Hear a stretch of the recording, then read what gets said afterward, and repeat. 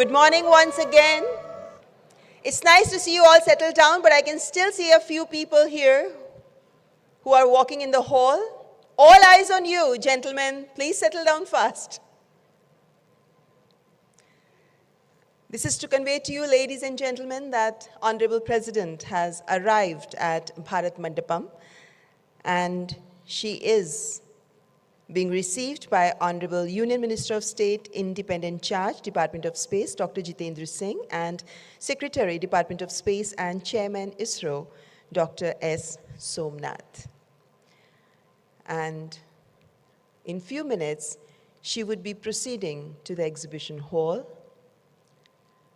And as we're all aware, a wonderful exhibition has been set up here. And I would request you all to also visit this exhibition. Use this opportunity, because in this exhibition, along with the exhibits of ISRO, we also have 10 ministries who've put up their stalls. We also have exhibits from the space industry, the space startups, and also the educational institutions have also put up their stalls. And not to miss, there are demonstrations of the winners of Robotics Challenge and Bharatiya Antariksh Hackathon. So the winning teams are demonstrating what they have created out of these challenges. The young scientists showcasing their wonderful capabilities as space scientists. There are 10 robots, model of Bharatiya Antariksh Station. There's also a model of Chandrayaan 4, and also the next generation launch vehicle, Surya. I'm sure you would be eager to take a look at it. There are 9 space industry exhibits here, so you can take a look at them and understand how our industry is contributing to the space technology and, of course, in the efforts of our country to make our presence felt all the more in the space. Ministries have put up their exhibits where they are showcasing, as you can see the visuals, Honorable President arriving in the exhibition hall area, going through the exhibits. And as I conveyed to you, you can also see that Dr. Somnath is explaining the various stalls and the exhibits.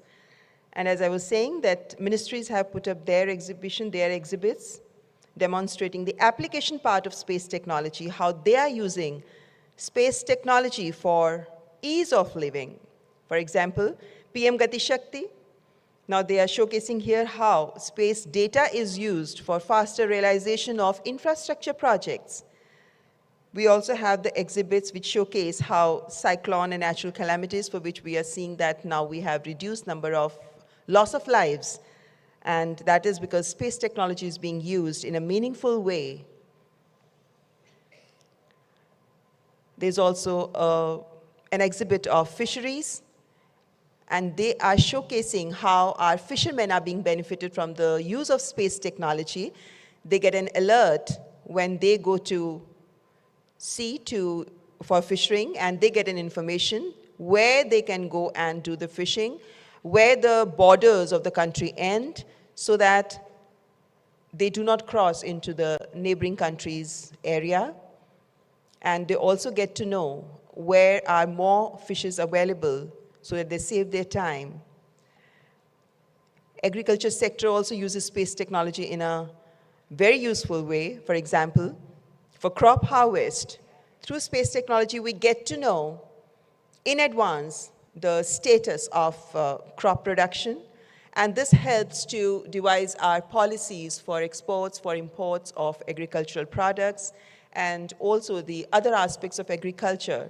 The policy making, we do get a lot of help from space technology.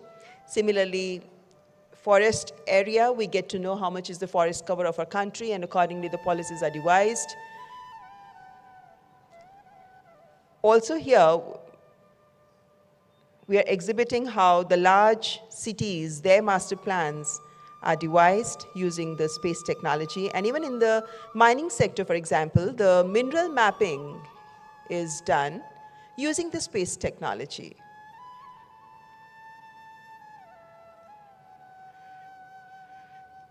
Every exhibit showcases the power of space technology. And there goes the hard work of our scientists into realizing all these applications.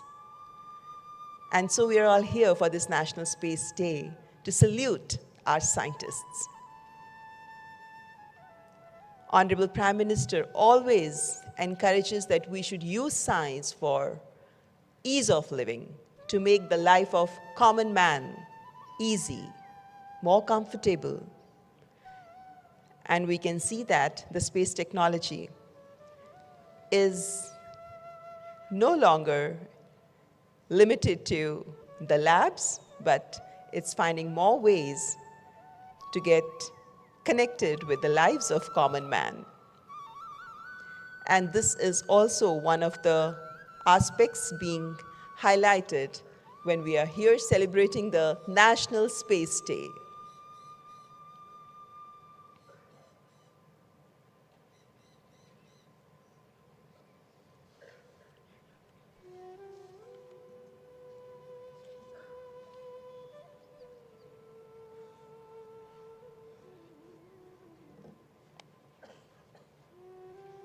Union Minister Dr. Jitendra Singh and Chairman ISRO Dr. Somnath accompanying the Honorable President and explaining to her the various exhibits. This showcases the achievements of our scientists.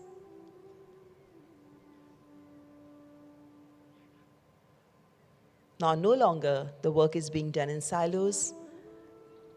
The whole India as a team works to make lives of common man comfortable.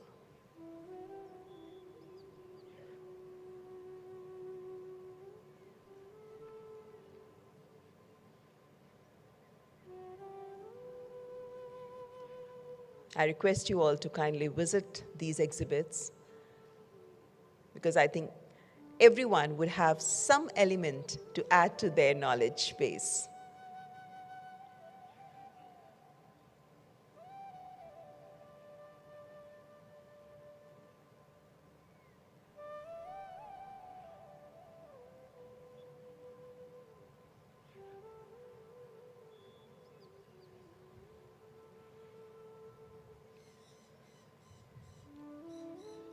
एक दौर था जब अंतरिक्ष विज्ञान एक बहुत दूर की कौड़ी लगता था, लेकिन आज ये विज्ञान हम सब के जीवन को बहुत करीब से छूता है। आज केंद्र सरकार के प्रयासों के कारण आम जन भी इस बात को पहचान पा रहा है कि किस तरीके से ये अंतरिक्ष विज्ञान हमारे जीवन को सरल सहज बना रहा है। इस प्रदर्शनी के माध्यम से जिस तरह की एप्लीकेशन स्पेस टेक्नोलॉजी की यहाँ प्रदर्शित की गई हैं, उसके माध्यम से भी आप इस बात को बेहतर तरीके से जान पाएंगे कि कैसे अंतरिक्ष विज्ञान हम सब के जीवन के साथ बहुत करीब से जुड़ा है। लैब्स में घंटों जो मेहनत हमारे वैज्ञानिक करते हैं, उस मेहनत का ही नतीजा है कि हमारे हाथ में वो तकनीक आ पाती है जिसका प्रयोग सरकार कर पाती है, सरकार के विभिन्न विभाग करते हैं। नीतियाँ इस तरह की बनाई जाती हैं कि वे तकनीक सरलता से सबके लिए उपलब्ध हो सके।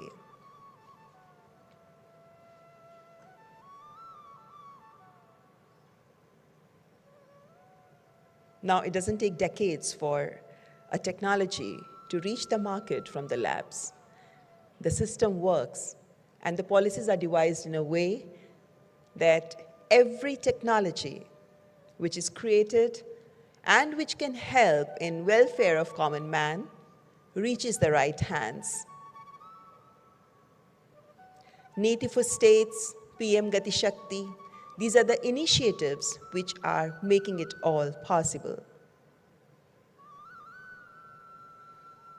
Young students explaining what they have created. They are the future of India, the future scientists, the winners of Bharatiya Antariksh Hackathon, Honorable President visiting the stall, trying to understand what have they achieved in this hackathon.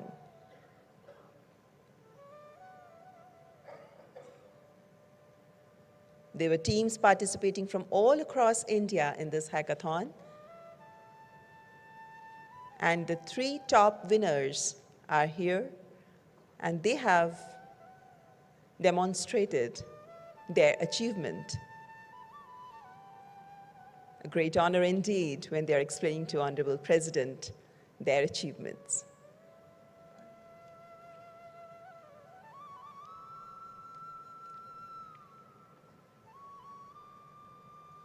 And now, Honorable President visiting the Robotic Challenge stall. And as I conveyed to you, there are 10 robots which have been showcased here.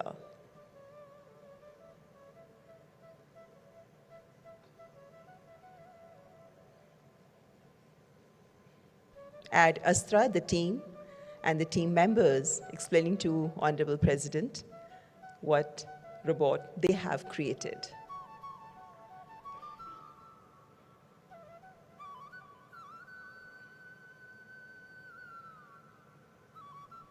They were all given a challenge to design rover, and Ad Astra explaining the capabilities of their rover.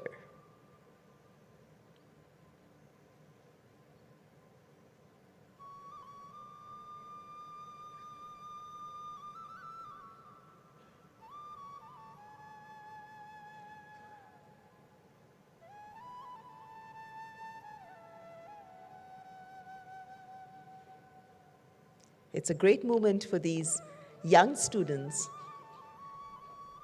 who are standing in front of the President of India, and they're getting the opportunity to showcase their creation to Honorable President. So in few moments, Honorable President will be here with us in this plenary hall.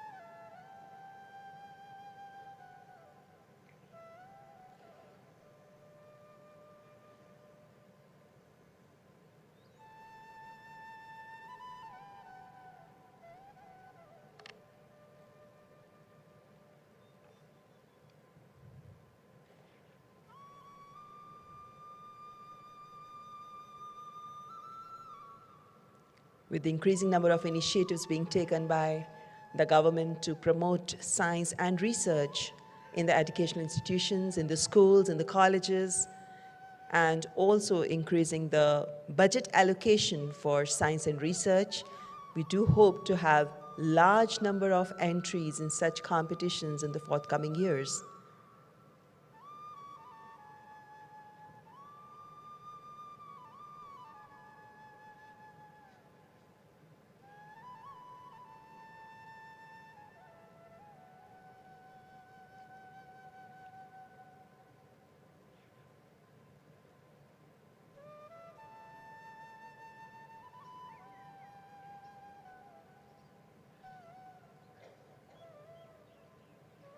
Honorable President is very keenly trying to understand the applications and the exhibits, how they work, what they achieve, and how are they useful to the common man.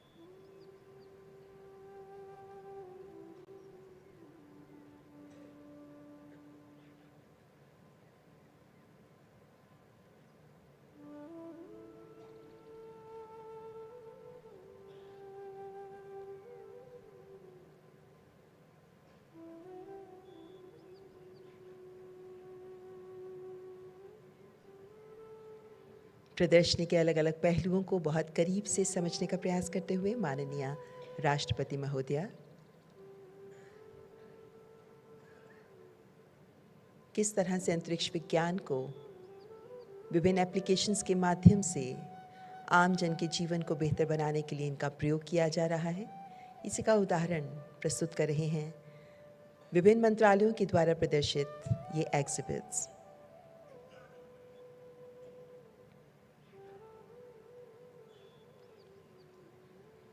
So very shortly, Honorable President would be here with us in this plenary hall.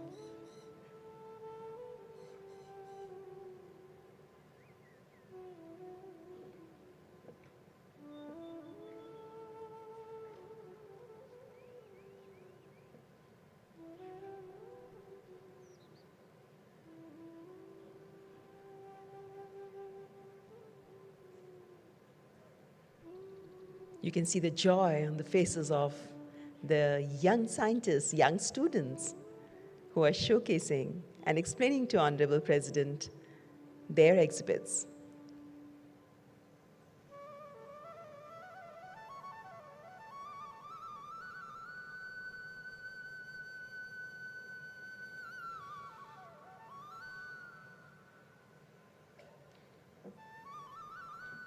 Honorable President proceeding to the plenary hall.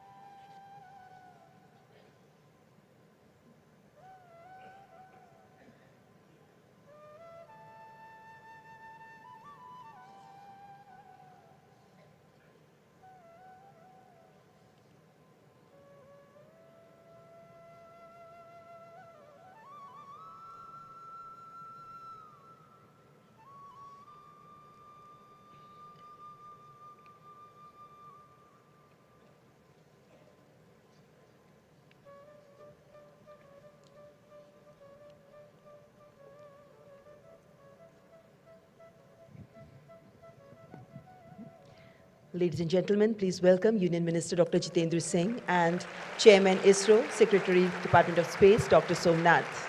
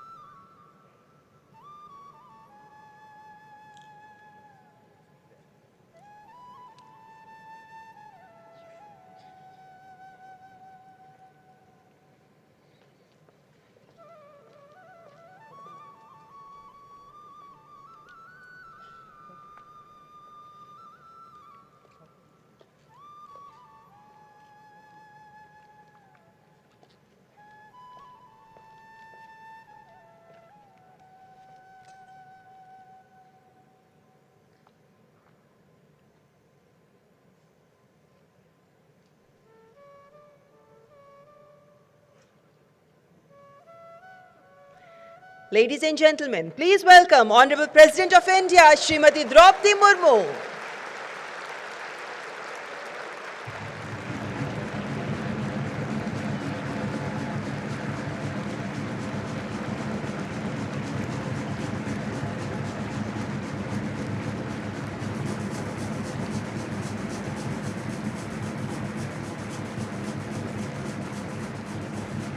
Rashtragan.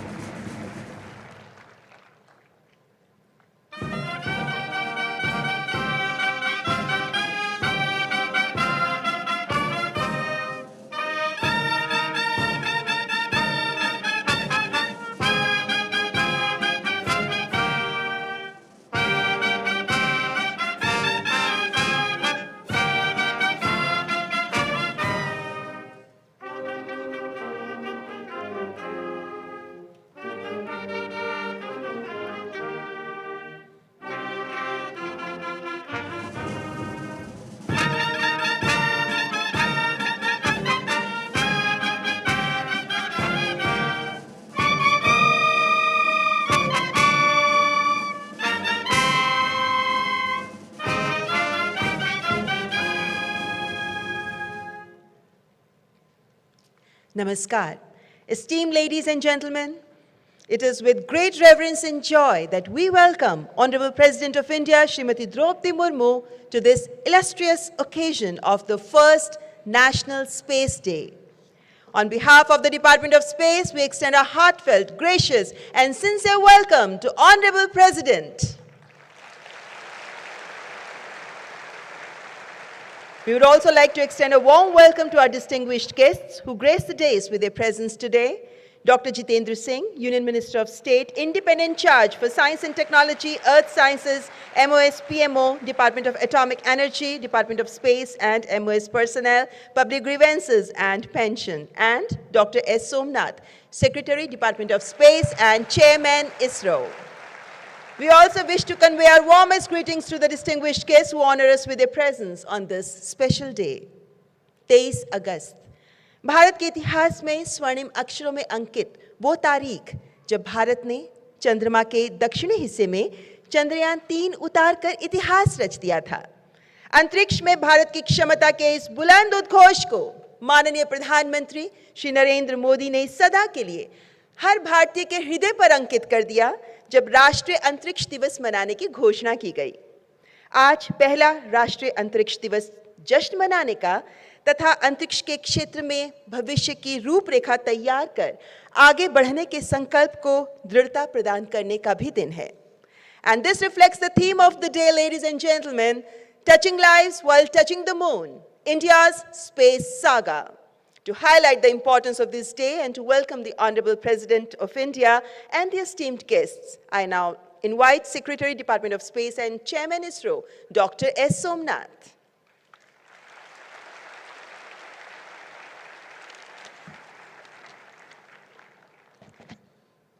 Honorable President of India, Srimati Droupadi Murmu ji, Honorable Minister of State for Space, Dr. Jitendra Singh ji, distinguished invitees, plenary speakers, delegates, students, industry captains, startup companies, all the space enthusiasts, my hearty welcome, greetings to you on the occasion of the first National Space Day.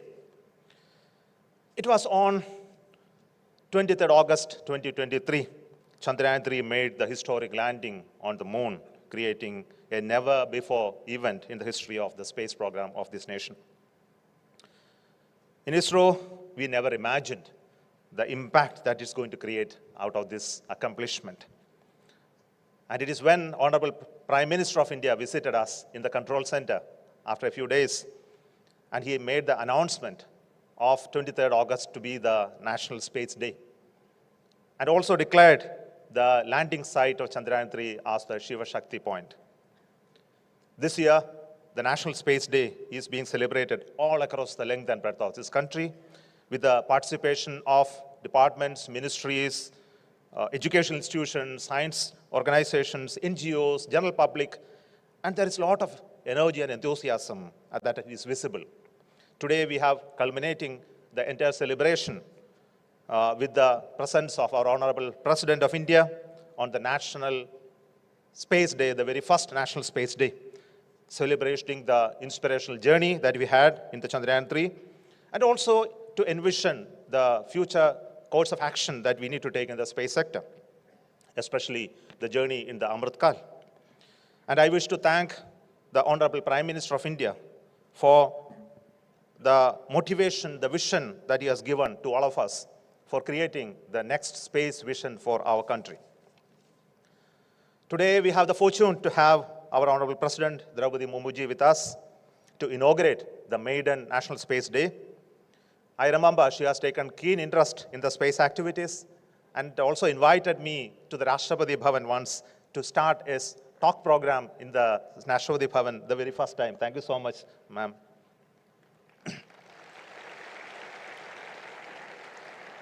And also for your gracious presence in the Rashtriya Vigyan Puraskar. Yesterday, we had the award from her for the team Chandrayaan 3.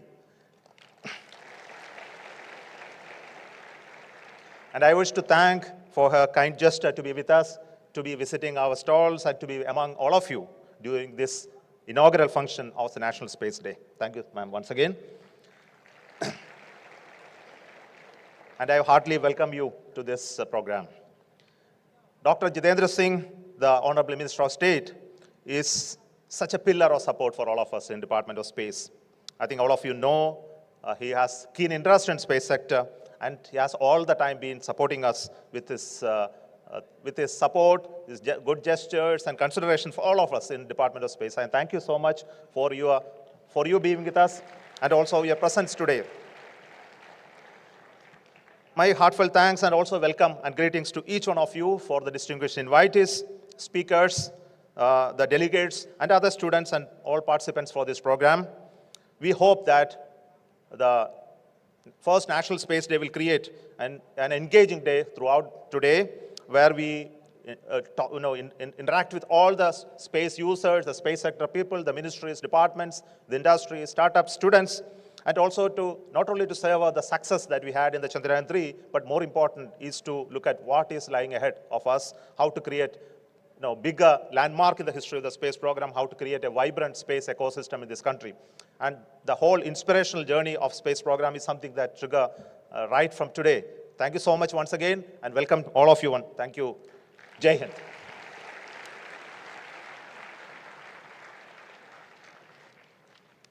Thank you, Dr. Somnath, for the welcome address. मान्यवर, आज हमारे देश की माननीय राष्ट्रपति जी की गरिमामयी उपस्थिति से इस ऐतिहासिक अवसर पर हम सब अत्यंत प्रफुल्लित हैं। मैं माननीय केंद्रीय मंत्री डॉक्टर जितेंद्र सिंह से सादर अनुरोध करती हूं कि कृपया आदरणीय राष्ट्रपति जी को शॉल और स्मृति चिन्ह प्रदान कर उनका अभिनंदन करें।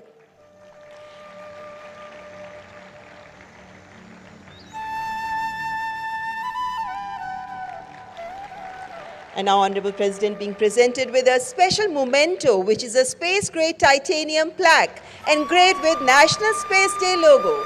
Thank you, Honorable Minister. And now I request Dr. Somnath to felicitate Honorable President of India with the model of Bharatiya Antariksh Station.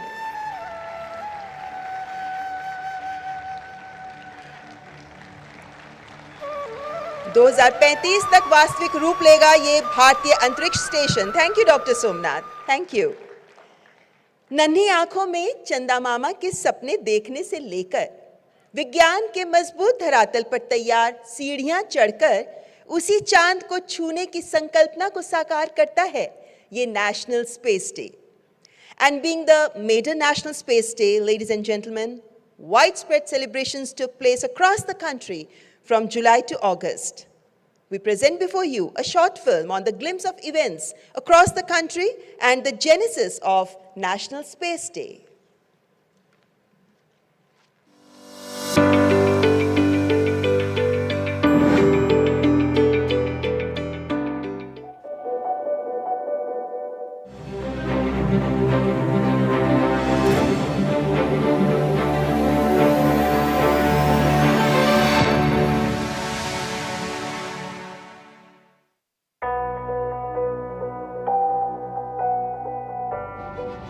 Over the last decade, under the leadership of the Honorable Prime Minister of India, Shri Narendra Modi, India has achieved path-breaking achievements in the field of space science technology. ISRO has accomplished a stellar journey in space exploration over the years with successful missions like Chandrayaan, Mangalyaan, Astrosat, Aditya L1 and Exposat. These missions have garnered international recognition for the Indian space community. On July 14, 2023, the LVM-3 M4 successfully launched the much-anticipated lunar mission Chandrayaan-3.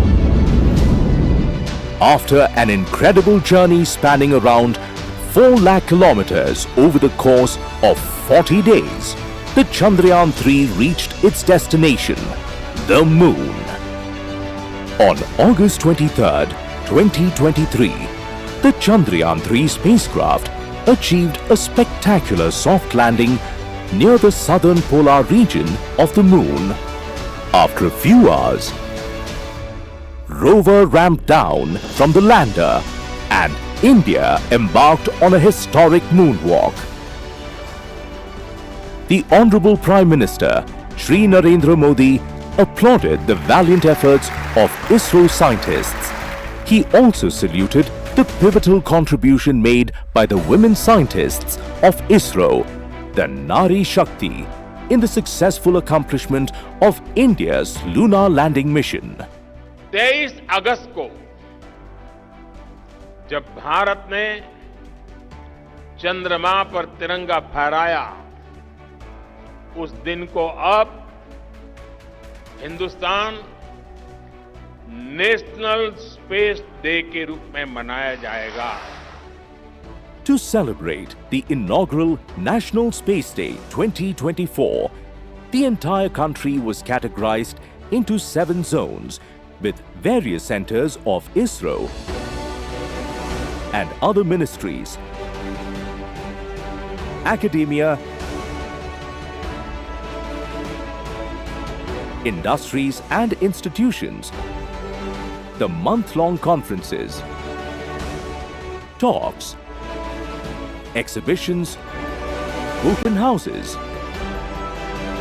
quiz, Bharatiya Antariksh Hackathon and ISRO Robotics Challenge, etc.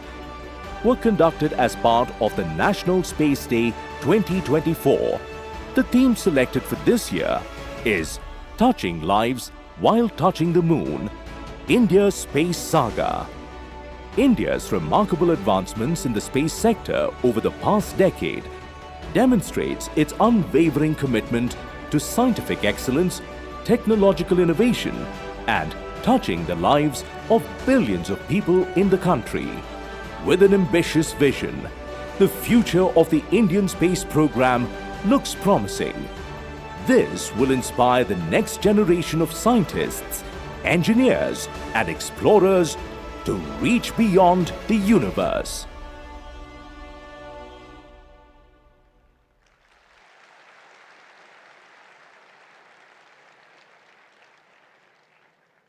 Ladies and gentlemen, now we move forward to the much-awaited award ceremony. Awards will be presented to the winners of 2 competitions. पहला competition है robotics challenge का. हमारे देश के युवाओं में space robotics के प्रति रुचि जगाने और उनकी रचनात्मक सोच को रफ्तार देने के लिए ही इसरो ने रोबोटिक चैलेंज कंपटीशन का आयोजन किया, जिसमें एक ऐसे रोवर को डिजाइन करना था जो कई काम कर सके. A rover that can identify sample, pick and drop at a location by autonomously navigating in a simulated lunar terrain. Proposals were received from 273 teams, out of which 10 teams qualified for the on-field competition. And finally, 3 winners are selected, whose space robotics are also displayed here in the exhibition. दूसरा competition था भारतीय अंतरिक्ष hackathon का, जिसका आयोजन 4 जुलाई को किया गया था. और इस कार्यक्रम का मुख्य उद्देश्य था अंतरिक्ष आधारित अनुप्रयोगों में नवाचार के लिए एक मंच तैयार करना, जो उद्यमियों के लिए संभावित बिजनेस मॉडल में विकसित हो सके. देश भर के छात्रों को 12 क्षेत्रों से जुड़ी हुई समस्याएं दी गई थी, जिनका हल उन्हें तलाशना था. और अब मैं माननीय राष्ट्रपति महोदया से अत्यंत आदर भाव से करबद्ध निवेदन करती हूं कि कृपया पुरस्कार प्रदान करने के लिए मंच पर आगे आएं। Ladies and gentlemen, we begin with the winners of Robotics Challenge. Third prize goes to Team Samarth. मंच पर पधार रहे हैं टीम के सदस्य Kartik Pandey. First year students developed a rover with a split wheel configuration to enhance obstacle climbing, showcasing exceptional creativity. Now invite Muskan, the second team member, to receive the award.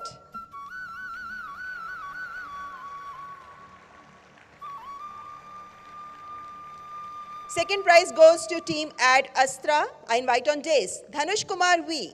This team designed a rover that accomplished sample picking and dropping without the need of a robotic arm. Truly remarkable. And now Prabhakaran GS from the team receiving the award.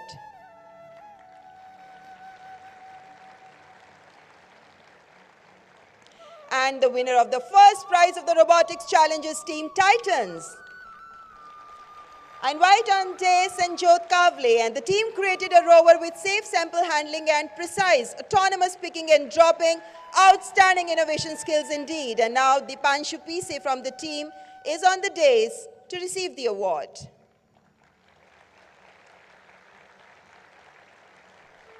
And now we have the winners of Bharatiya Antriksh Hackathon.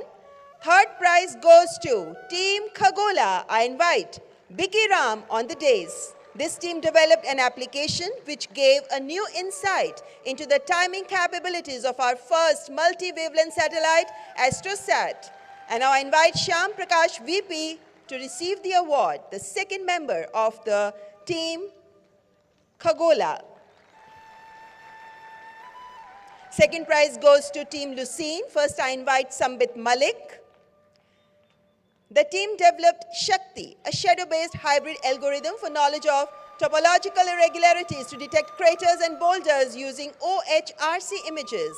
And now, Snigdha Paul receiving the award. And the winners of first prize of Bharatiya Antriksh Hackathon are Team 10011. I invite Navdeep Singh Sidhu on the dais. This team developed Lunar, an application developed to predict safe navigation routes with 10 points of interest for rovers on the moon based on the given coordinates of the landing site. Riya Sachdeva is now receiving the award.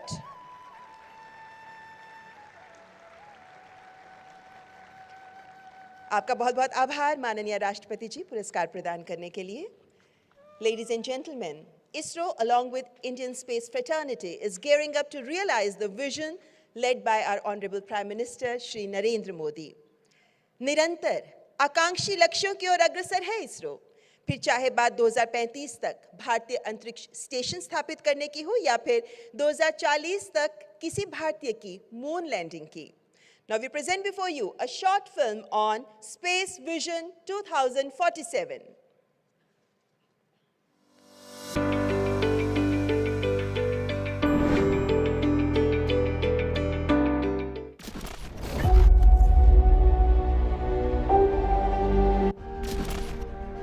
Today, our satellites circling the Earth in space have literally touched the lives of millions of Indians. By simultaneously relaying thousands of telephone calls, enabling high-speed internet and hundreds of TV channels across the length and breadth of the country, they have brought in national integration as never before. And by enabling the provision of accurate weather forecasts and facilitating safe and accurate navigation, they now have a profound influence on the daily lives of Indians. The fact that the Indian Space Research Organization, ISRO, has also developed many launch vehicles to place these satellites in various orbits further underscores status of India as a major spacefaring nation. To strengthen the space ecosystem, the Government of India has incepted ENSIL to commercialize space technologies and InSpace to promote, regulate and monitor activities in the space sector. Together with ISRO, they unveil the decadal vision setting the stage for India to emerge as a dominant global space power. The recent successful launches of Skyroot Aerospace's Vikram S rocket and Agnikul's Agniban are making waves. This is a game changer for the country's private space industry, ushering in new opportunities for entrepreneurs and scientists. Now, as far as space economy is concerned, I think in the last 3 or 4 years there's been a quantum jump. And I have the confidence to say that in the years to come, space economy would be an important component of India's overall economic growth. As the latest chapter in its 6-decade-old space saga, the country has now embarked on Gaganyaan, the maiden step in its ambitious human spaceflight program. A careful look at the history, and particularly from the past 10 years of Indian space program, makes us confident about India's future space vision 2047. The Government of India, under the visionary leadership of the Honorable Prime Minister Shri Narendra Modi, has laid down clear roadmap for the India's space exploration endeavours. ISRO is planning to develop India's next generation launch vehicle. Surya is a heavy lift rocket being developed by ISRO to carry payloads of up to 10 tons to geostationary transfer orbit (GTO) and 30 tons to low Earth orbit (LEO). India's space station mission, Bharatiya Antariksh Station, aims to establish a sustainable Indian presence in space. The mission involves launching a modular and robotically built space station weighing around 52 tons into a low Earth orbit of 400 kilometers. The space station will serve as a research platform for scientists to conduct experiments in microgravity, astronomy, and Earth observation. India will witness launch of the first module of Bharatiya Antariksh Station by 2028. As a follow-up to Chandrayaan missions, India is gearing up to bring back samples from the moon through the Chandrayaan 4 mission. This mission is scheduled for 2027 and will feature demonstration of new technologies such as lunar docking, precise landing, sample collection, and safe journey back to Earth. 2035 तक अंतरिक्ष में भारत का अपना space station होगा, जो हमें space के अज्ञात विस्तार को जानने में मदद करेगा। इतना ही नहीं, इसी अमृतकाल में भारत का एस्ट्रोनॉट भारत के अपने रॉकेट से चंद्रमा पर भी उतरकर दिखाएगा। 2047 तक भारत को विकसित राष्ट्र बनाने का संकल्प लिया है। With these milestone missions, India will progress towards conducting sustained travel of Indian Gaganyatris to space, culminating in the Indian landing on the moon by 2040.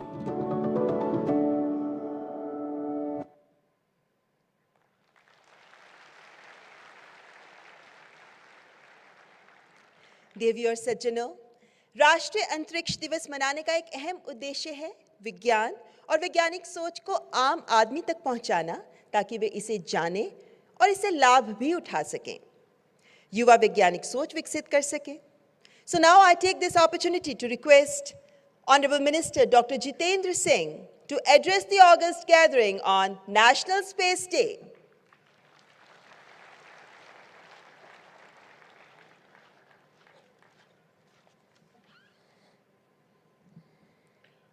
Bharat की राष्ट्रपति महामहिम Shrimati Droupadi Murmu ji,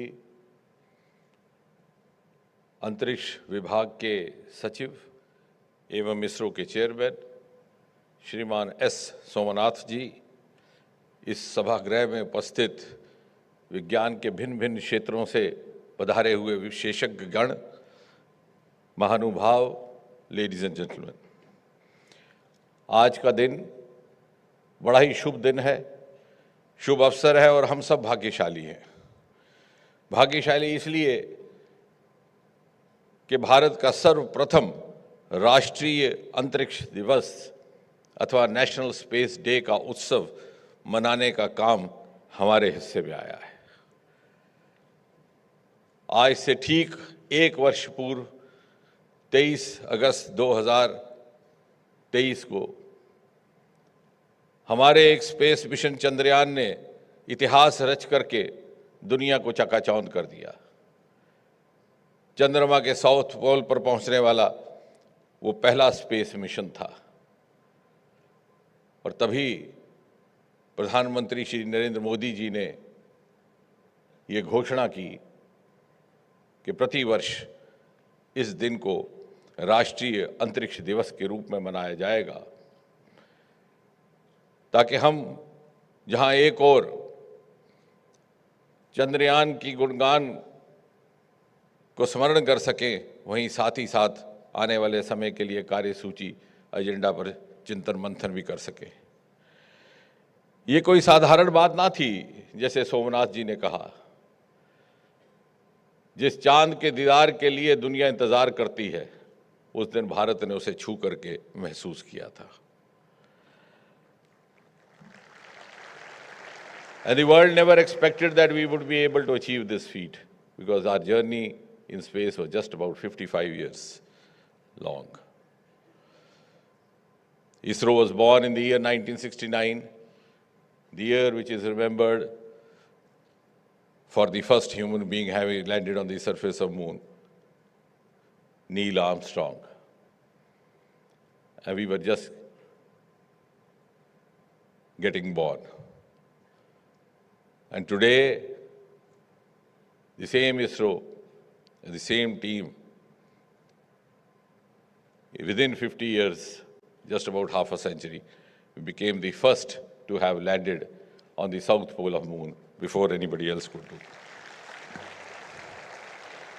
And therefore, when we observe the National Space Day, it's also a day of introspection, reflection, and also to create roadmaps for the future. And also to ponder about how did we manage to cover this long journey in a short time, and where do we go from here? और यदि आप इन प्रश्नों का उत्तर ढूंढें तो ध्यान में आएगा कि हमारे वैज्ञानिकों के पास, हमारे विशेषज्ञों के पास प्रतिभा की कमी ना थी, योग्यता की कमी ना थी, मेहनत करने का मादा भी था, आंखों में अरमान भी थे। आप संग्रहालय में जाइए, साराभाई अपने बाईसाइकिल के कैरेज पर सामान उठा करके भी साधनों के अभाव की पूर्ति करते थे। और इस सब के बावजूद भी यदि अभाव था तो उस अनुकूलता का जो नीति निर्धारकों के स्तर से अपेक्षित होती है। What was lacking was perhaps an enabling milieu which is expected from the policy planners, from the political leadership, and that was overcome when Prime Minister Modi came in. And for 70 years, space sector had functioned with limited resources and limited funds, also the limited partnerships within and outside. प्रधानमंत्री ने वो गुजरे समय की बंदिशों को तोड़ करके, he broke the taboos of the past and liberated ISRO from the shackles which were constraining, which were limiting its journey. And on the day when Chandrayaan was launched, me and Somnath ji was there. We had more than 5,000 spectators and more than 1,000 media persons. One of the media persons came over and said, there are some critics saying, why this halla-bulla, what is new? And I asked him a simple question. I said, when did you come here last? He said, this is my first time. I said, that is new. And that is precisely during the formal announcement of successful launch of Chandrayaan, I had just spoken 3 sentences. I said, this is a moment of glory for India, a moment of destiny for all of us who are here to witness this at Sriharikota. And then I said, thanks, Team ISRO, for making us proud. And thanks, PM Modi, for unlocking the doors of Sriharikota. And that indeed was the turning point. And today, within the last 3 years, there has been a quantum leap. I know how many of us in this room are aware of the fact that we were just one-digit space startup 3 years back. Today, we've gone up to almost 300. The other day, I was saying, if you want to make a good caption out of it, you can say we have gone up 300 times. And that is why the finance minister during her budget had the confidence to say that India's space economy will go up 5 times in the next 10 years. Ladies and gentlemen, we are just $8 billion US, and we hope to go up to 44 billion in the next 10 years. And as you were just seeing the space vision for the future, I think one of the most momentous happenings in the next 1 year would be the launch of Gaganyaan. The first Indian human being going into this space. Of course, we had one in early 1980s, but that was a Soviet mission. So purely indigenous mission, living up to the ideals of Make in India, the ideals of Atmanirbhar Bharat, and also at the same time pushing India as a frontline nation of the world. And as you were seeing in the film just now screened, and Prime Minister himself saying कि पहला अंतरिक्ष का हमारा station, which is being decided to be named as Bharatiya Antariksh Station, would be there in place in 2035, and finally in 2040, an Indian landing on the surface of Moon, which is not very far. And in a few months from now, one of the 4 astronauts who were displayed in the movie will be accompanying his counterparts to the International Space Station. Wing Commander Shukla, who is now promoted as Group Captain Shukla, has already been identified for that exercise. Ladies and gentlemen, space technology today has entered every Indian household. And I'm glad to note that space technology is also adding value to its performance through artificial intelligence, through machine learning, through quantum technology, as you saw in the citations of these youngsters who received the awards this morning. And India today has proved to the rest of the world its space capability in all the 3 verticals, whether it is space transportation, whether it is space ground station, whether it is space platforms. And apart from Earth and deep sea, now we are going to the next level to reach out and clear the space debris. Honorable Rashtrapati ji very rightly was expressing her concern when we were entering this room कि इतने सारे satellite अंतरिक्ष में चले गए, वहाँ इसकी भीड़ का क्या निवारण होगा. And I'm glad to share with the Honorable Rashtrapati कि इस बात में भी पहल भारत ने की है. We have set up one of the latest technologies in Bengaluru to detect, to clear debris. And very soon, we will be also retrieving back the commissioned satellites. जो सैटेलाइट अपना काम मुकम्मल कर चुके हों, उनको वापस धरती पर लाने की कला भी दुनिया भारत से ही सीखने वाली है. And I think one of the most exclusive components of space technology in the last 10 years under Prime Minister Modi has been that it was no longer limited only to the launching of rockets. I vividly remember, I think it was the year 2015, when Dr. Radhakrishnan was the chairman. We had a 2-3 day long marathon brainstorming in Vigyan Bhavan, where space scientists were made to interact with the representatives of each ministry so that they could share wherein the space technology could step in. And I think that's proved to be a role model for the rest of the world also, because we have so many sectors, so diverse, so heterogeneous, which no other country has.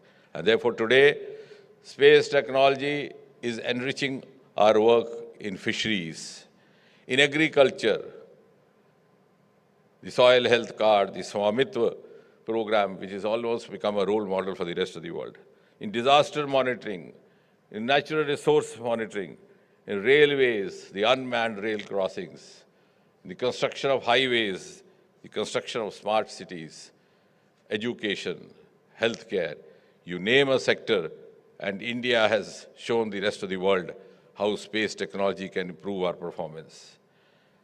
And before I conclude, for the benefit of those, because as I was saying yesterday, during one of the discussions, after Chandrayaan, space technology has fascinated every Indian.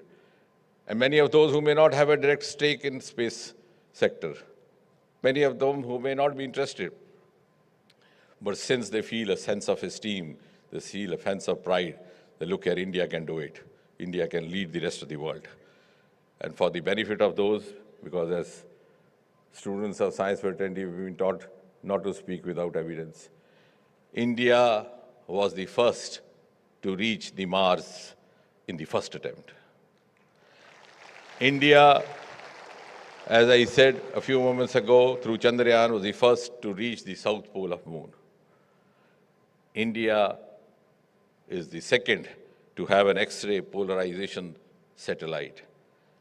And India, a few months ago, was the third to have a solar observatory, the Sun-Earth endpoint, the Aditya.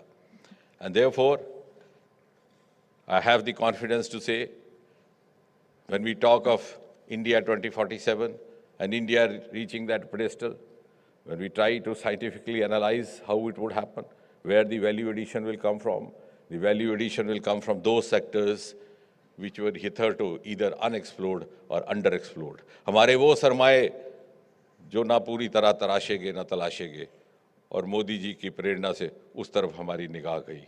And one of them is going to be the space sector. And I'm proud to declare this morning, ladies and gentlemen, with Chairman ISRO as a witness, that in 2047, space sector will be an important component writing the growth story of Viksit Bharat. Thank you, ladies and gentlemen.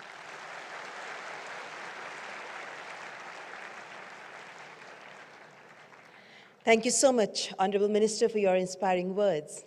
देवी और सज्जनों, हर स्वप्न जब गगन की विशालता समान प्रयासों से सजता है तो परिणति को प्राप्त करता है, और इसी सोच को यथार्थ की जमीन पर साकार करने के लिए अत्यंत महत्वपूर्ण इस नेशनल स्पेस डे के ऐतिहासिक अवसर पर मैं माननीय राष्ट्रपति महोदया जी से विनम्र भाव से निवेदन करती हूं कि कृपया आज के इस अवसर पर अपने आशीर्वचनों से हमें कृतार्थ करें. Honourable president Shrimati Droupadi Murmu.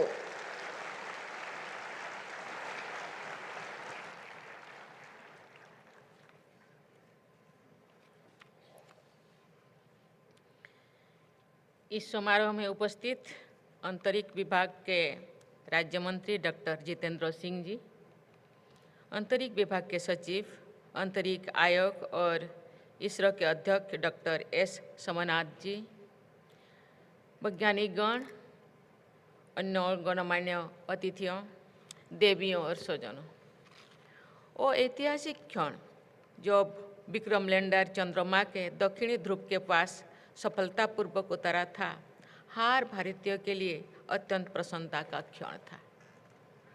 मैंने टचडाउन का लाइव प्रसारण देखा था. हर भारतीय की तरह मैं भी गर्व से भर गई थी. इस सफलता के उपलक्ष्य में नेशनल स्पेस डे मनाने की घोषणा करना एक सराहनीय कदम है. मैं समस्त देशवासियों और आप सभी को प्रथम नेशनल स्पेस डे की बहुत बहुत बधाई देती हूँ.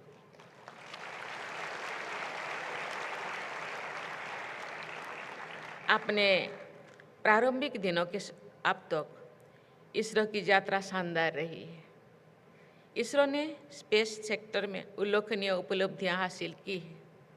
जैसा कि यहाँ उपस्थित वैज्ञानिक समुदाय के लोग जानते ही हैं कि 1-2 दिन पहले ही चंद्रयान की प्रज्ञान सेवर से प्राप्त जानकारी से ये धारणा मजबूत हुई है कि आरंभ में चंद्रमा पूरी तरह मैग्मा का महासागर था और धीरे धीरे शीतल होते हुए वर्तमान स्वरूप की तरफ बढ़ा। इसे वैज्ञानिक भाषा में लूनार मैग्मा ओशन हाइपोथेसिस कहते हैं। मुझे ये जानकर प्रसन्नता हुई है कि भविष्य में इसरो द्वारा चंद्रमा के अध्ययन के लिए अन्य मिशन की भी योजनाएं है। मैं संपूर्ण इसरो परिवार तथा विशेषकर चंद्रमा मिशन के से जुड़े सभी लोगों को अपनी शुभकामनाएं देती हूँ।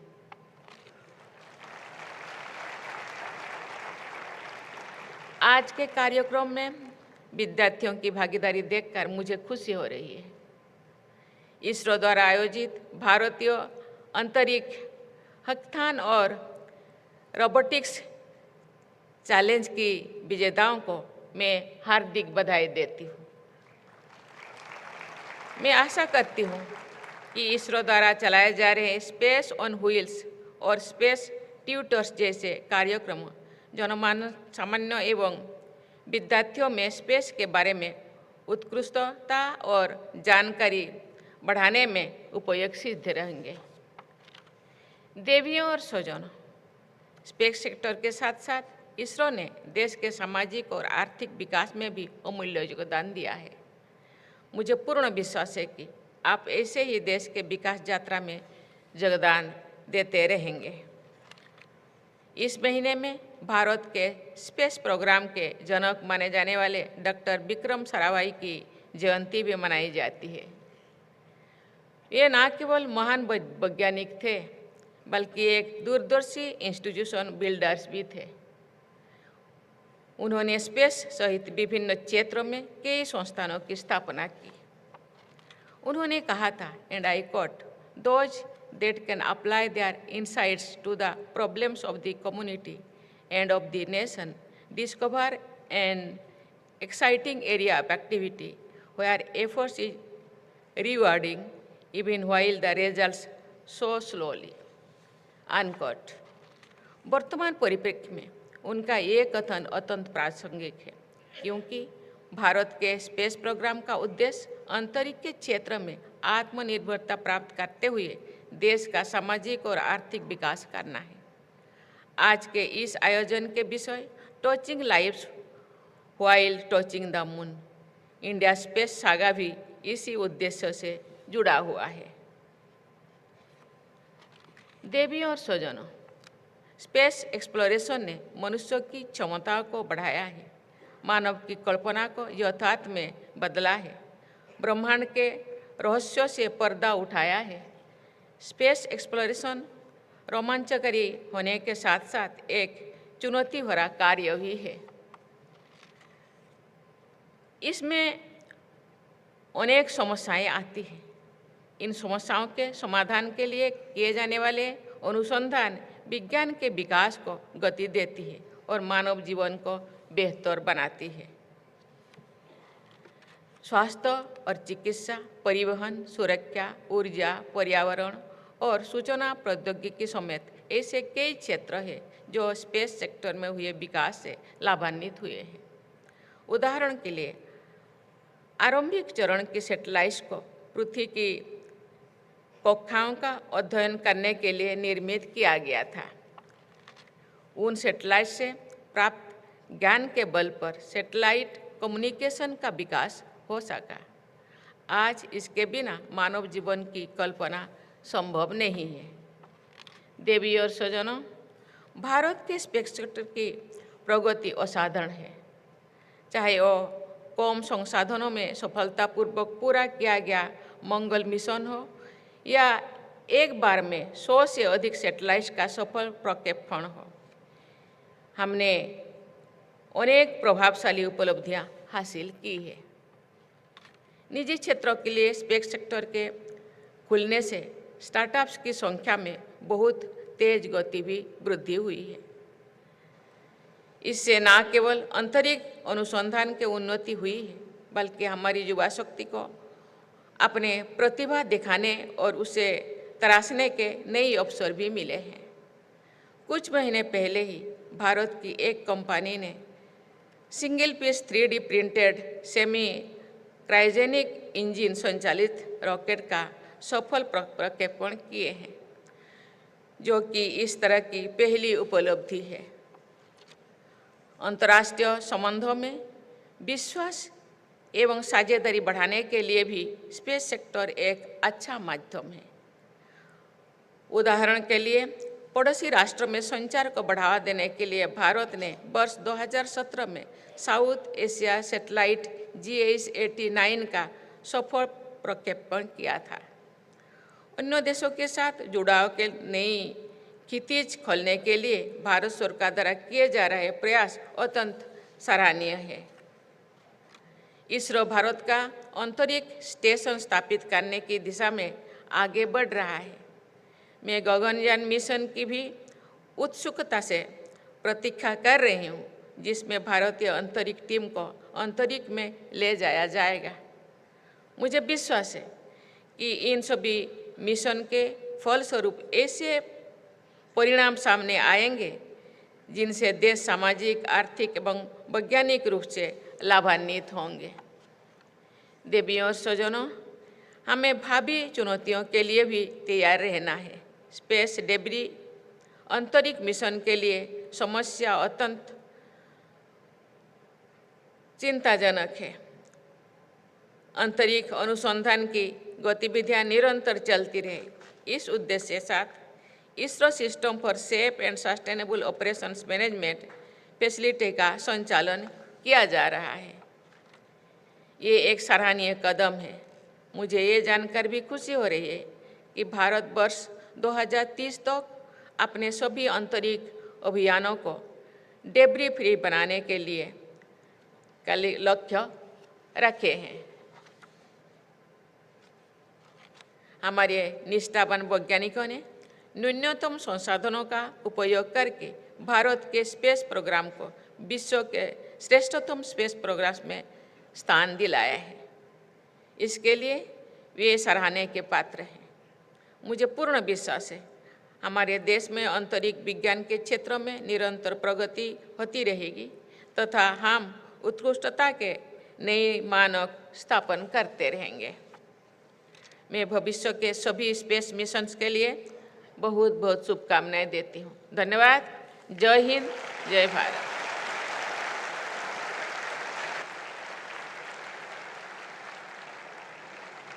आपका आभार माननीय राष्ट्रपति जी। Please rise for national anthem, राष्ट्रगान।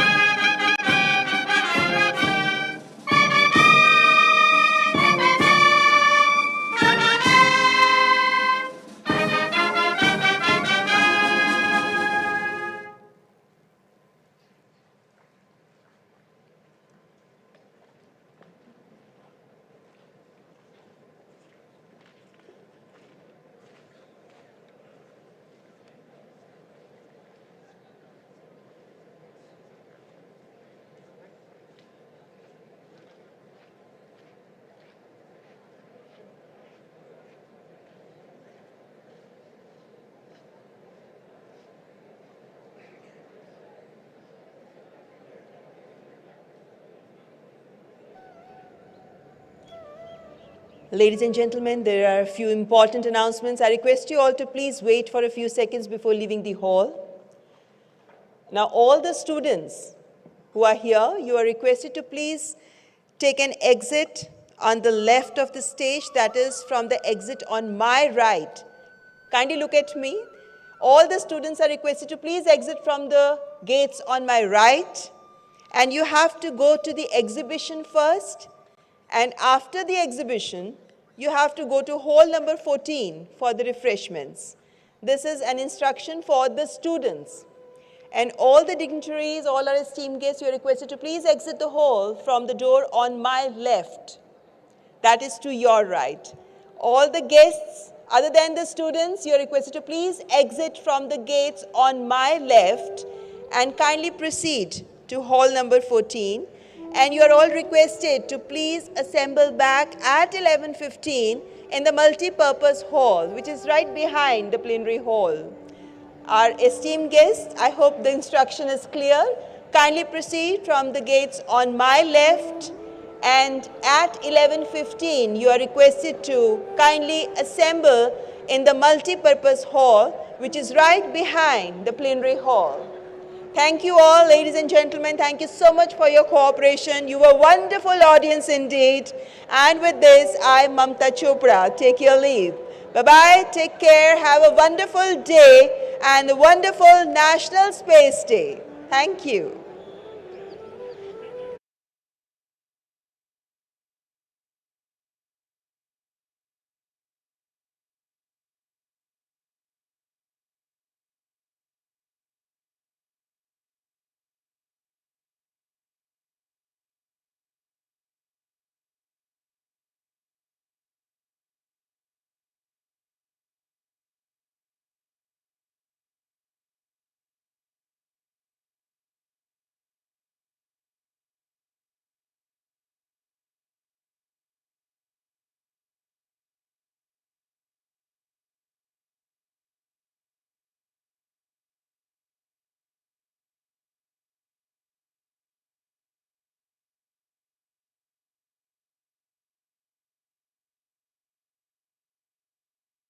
How they have to behave, but everyone else, if you have any questions, you can raise your hand.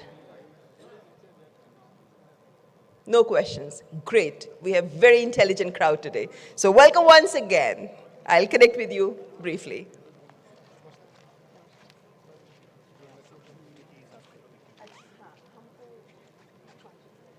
When they come on the days, then how they have to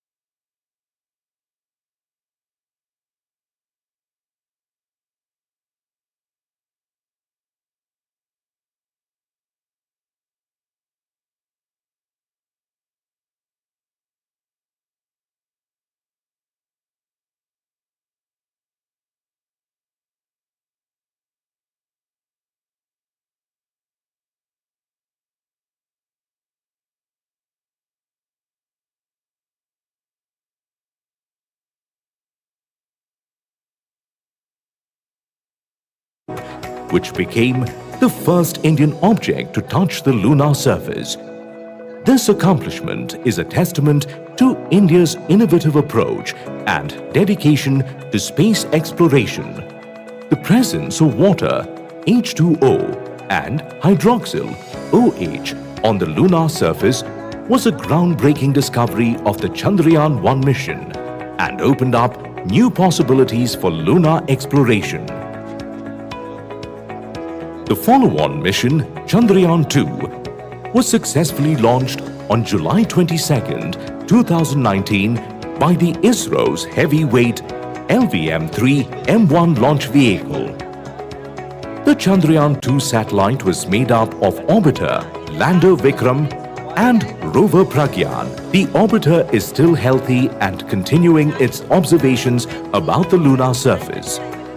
The suite of orbiter payloads with unique capabilities is offering valuable insights into the lunar surface, providing a plethora of information to the scientific community and conducting a comprehensive analysis of the moon's topology.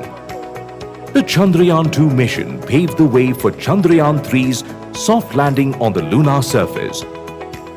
On July 14, 2023, ISRO's heavyweight launch vehicle LVM-3M4 successfully launched the highly anticipated lunar mission Chandrayaan 3. The Chandrayaan 3 integrated module is configured with a propulsion module and a lander module with the rover housed within the lander. The lander module of the Chandrayaan 3 has been enhanced to ensure greater durability and resilience, surpassing the capabilities of the Chandrayaan 2 module. It has been reinforced to independently adapt to a wider range of variables, enabling a safe and soft landing.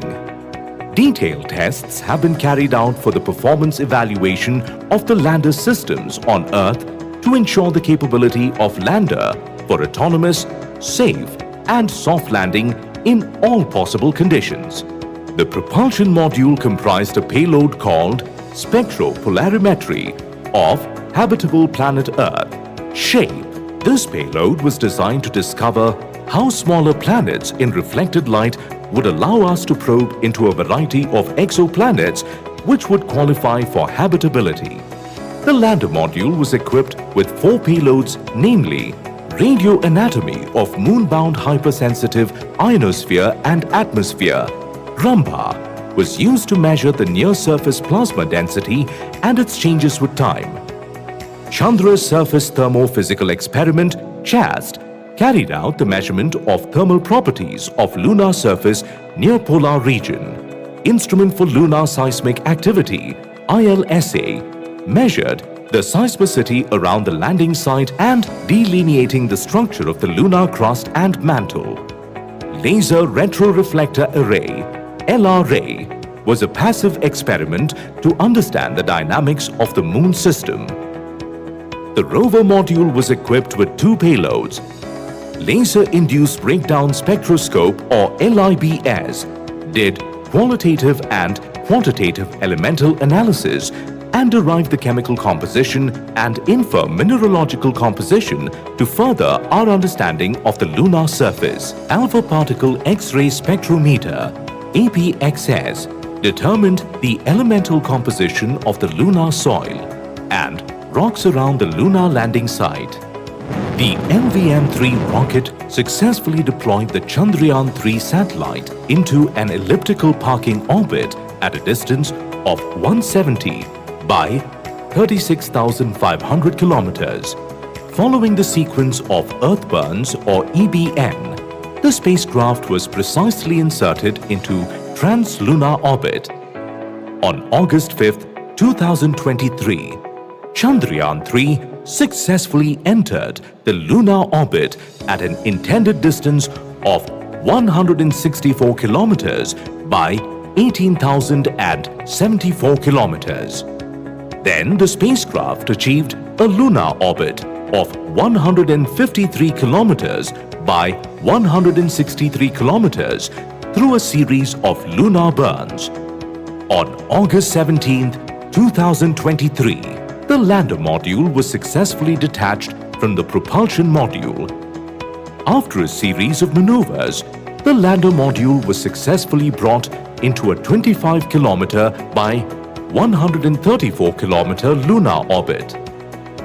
Consequently, the lander module initiated the power descent phase to achieve a soft landing near the south pole of the lunar region. Then, the much-anticipated spacecraft landing on the lunar surface had begun. On August 23, 2023, the long-awaited Chandrayaan 3 spacecraft achieved a successful soft landing on the moon. The entire country witnessed the event and cherished the triumphant occasion. The entire nation was filled with pride as they witnessed the relentless efforts of the Indian Space Research Organisation. The Honourable Prime Minister, Shri Narendra Modi, witnessed the triumphant event through virtual mode and applauded the valiant efforts of the ISRO scientists. चंदा मामा बहुत दूर के हैं, चंदा मामा बहुत दूर के हैं। अब एक दिन वो भी आएगा जब बच्चे कहा करेंगे, चंदा मामा बस एक टूर के हैं।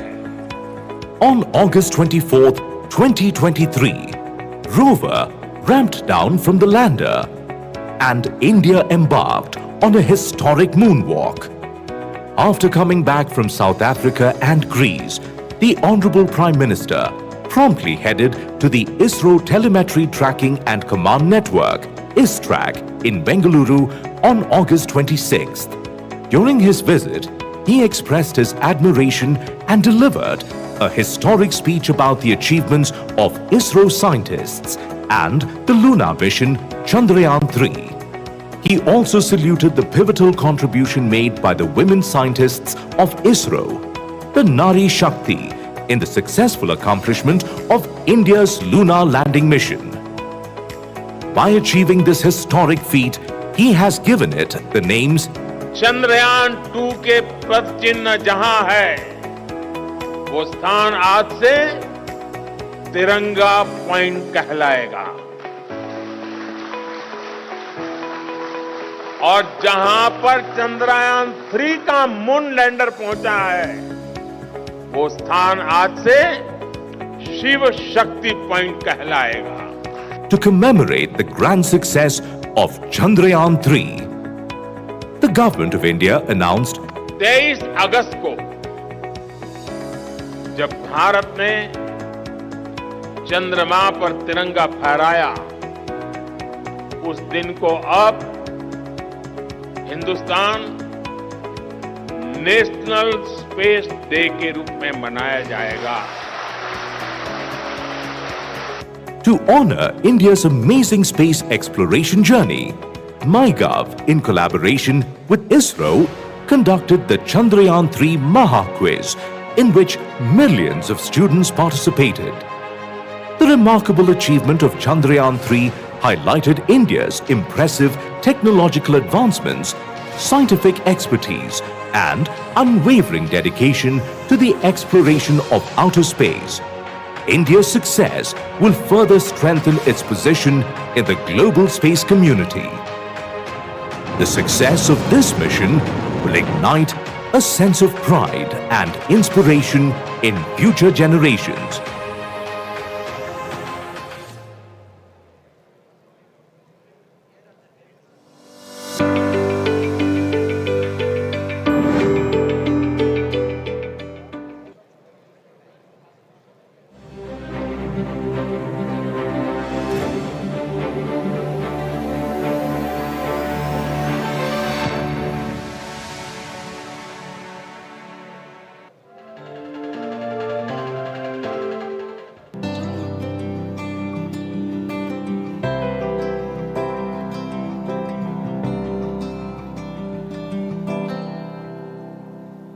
He saw science as a way of life. He had the idea that we should use science and technology to leapfrog. And Dr. Sarabhai had picked up the idea from Gandhiji's basic idea that the development that we are looking for, economic development, the social development and all other things, will happen only through education. Even today, if you ask me the use of space for societal application, nobody can emulate India.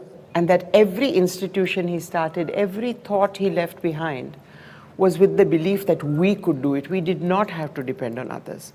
I'd say longevity, because he was able to lay the foundation, such a strong foundation for so many institutions. You have to take several people and put them together. And then what you get is one person, that is Vikram.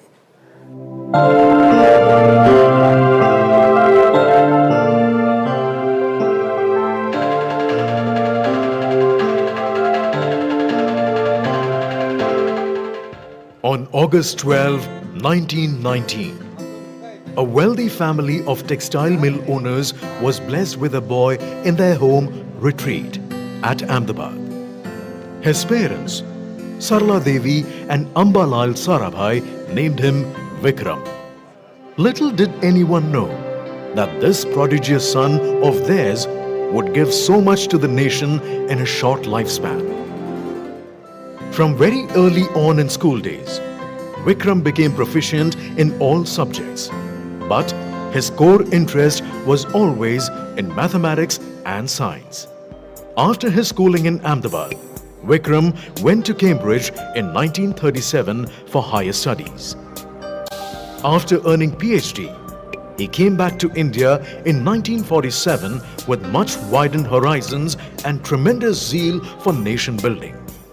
When he came back from Cambridge after completing his PhD in 1947, and India had just won freedom, that's when you kind of see Vikram's grand plan, if you can sort of put it like that, unrolling one by one. The conditions of the society in the nascent free India troubled him deeply.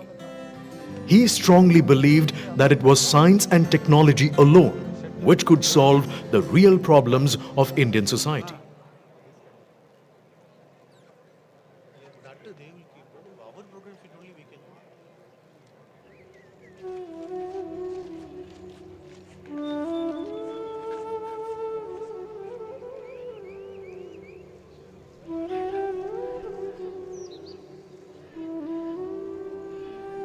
In my opinion, the aspect of space research which I would like to stress most is in relation to the national capability, the self-confidence that this will generate. He started in right earnest on the path of realizing his vision by founding Physical Research Laboratory in 1947.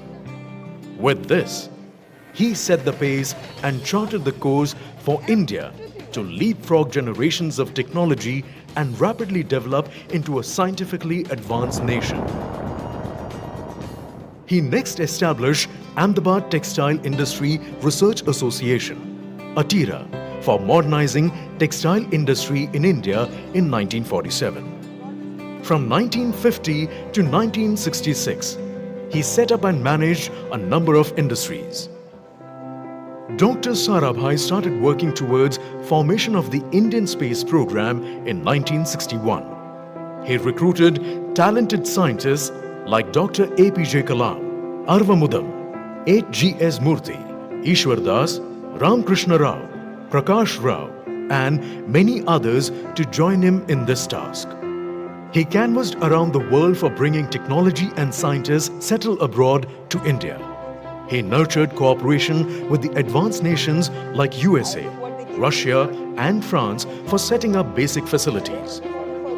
In 1962, the government formed Indian National Committee on Space Research, INCOSPAR, chaired by Dr. Sarabhai, within the Department of Atomic Energy.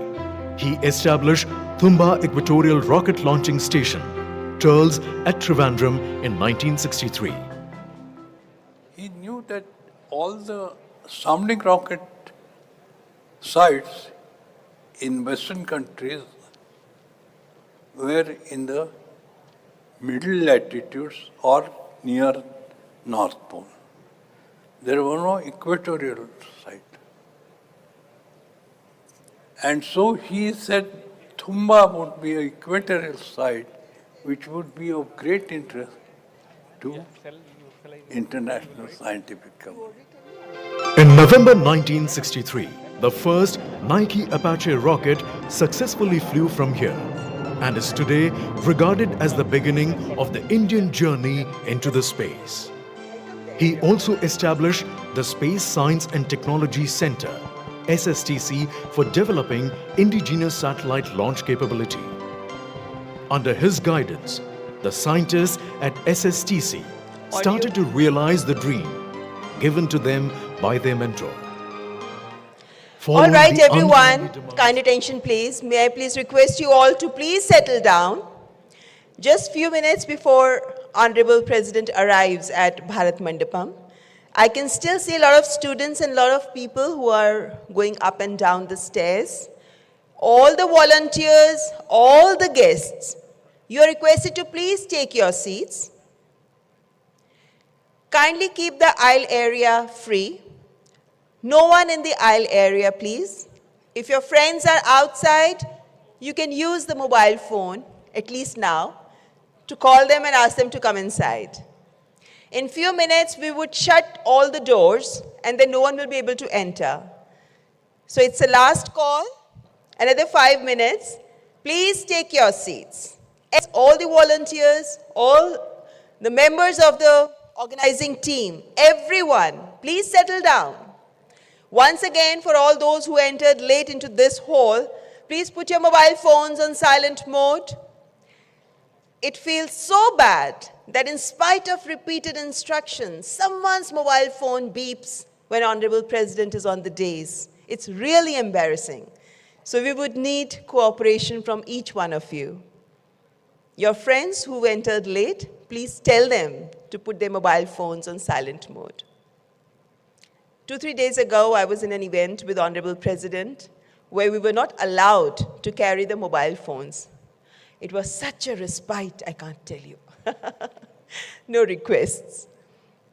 So I would request for this cooperation from each one of you. You can watch the film for now, and then we'll connect in a few minutes.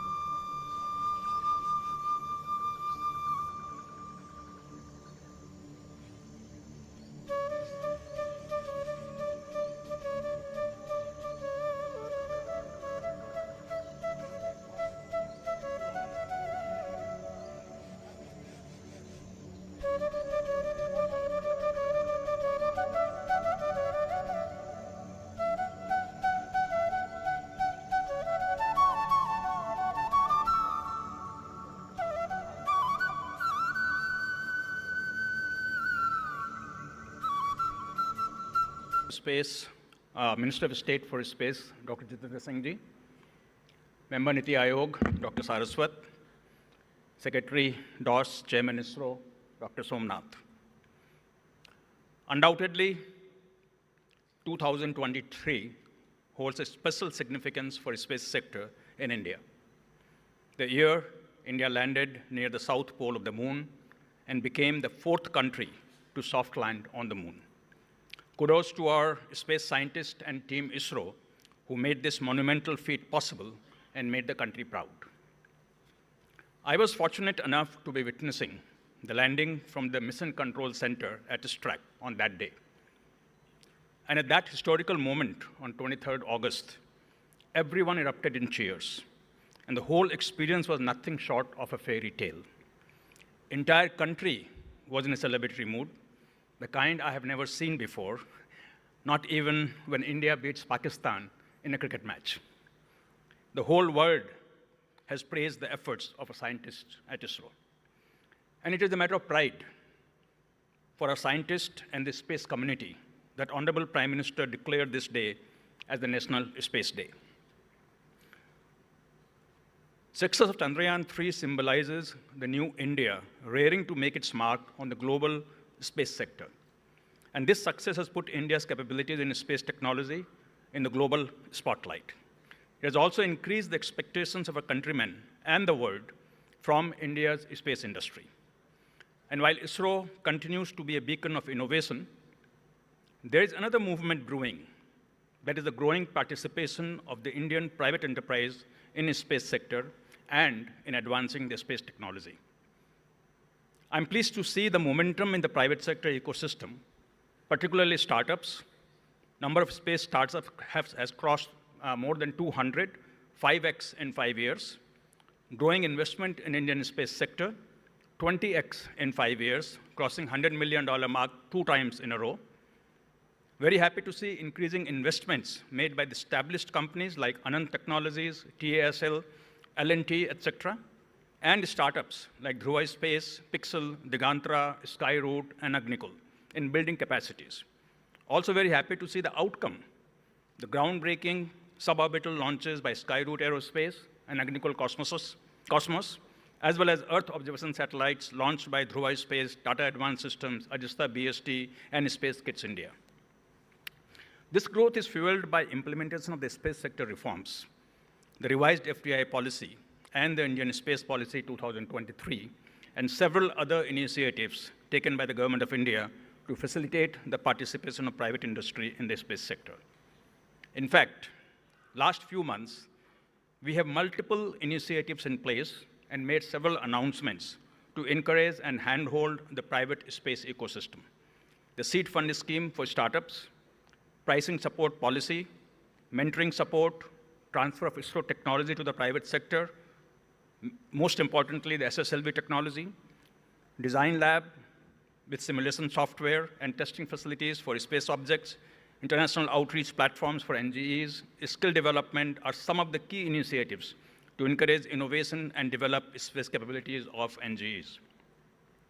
We are encouraging the private sector to launch an Earth observation constellation in the PPP mode.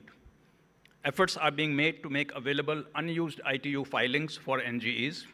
We are working on fiscal and non-fiscal incentives, along with state governments, to promote space subsystems manufacturing in India. InSpace has unveiled a decadal vision to grow our space economy 5-fold in 10 years. That is $44 billion. And I'm happy to note that now everybody talks about uniformly this $44 billion as the target for the space economy. Honorable Finance Minister announced a 1,000 crore venture capital fund for space startups on July 23rd, on the budget day.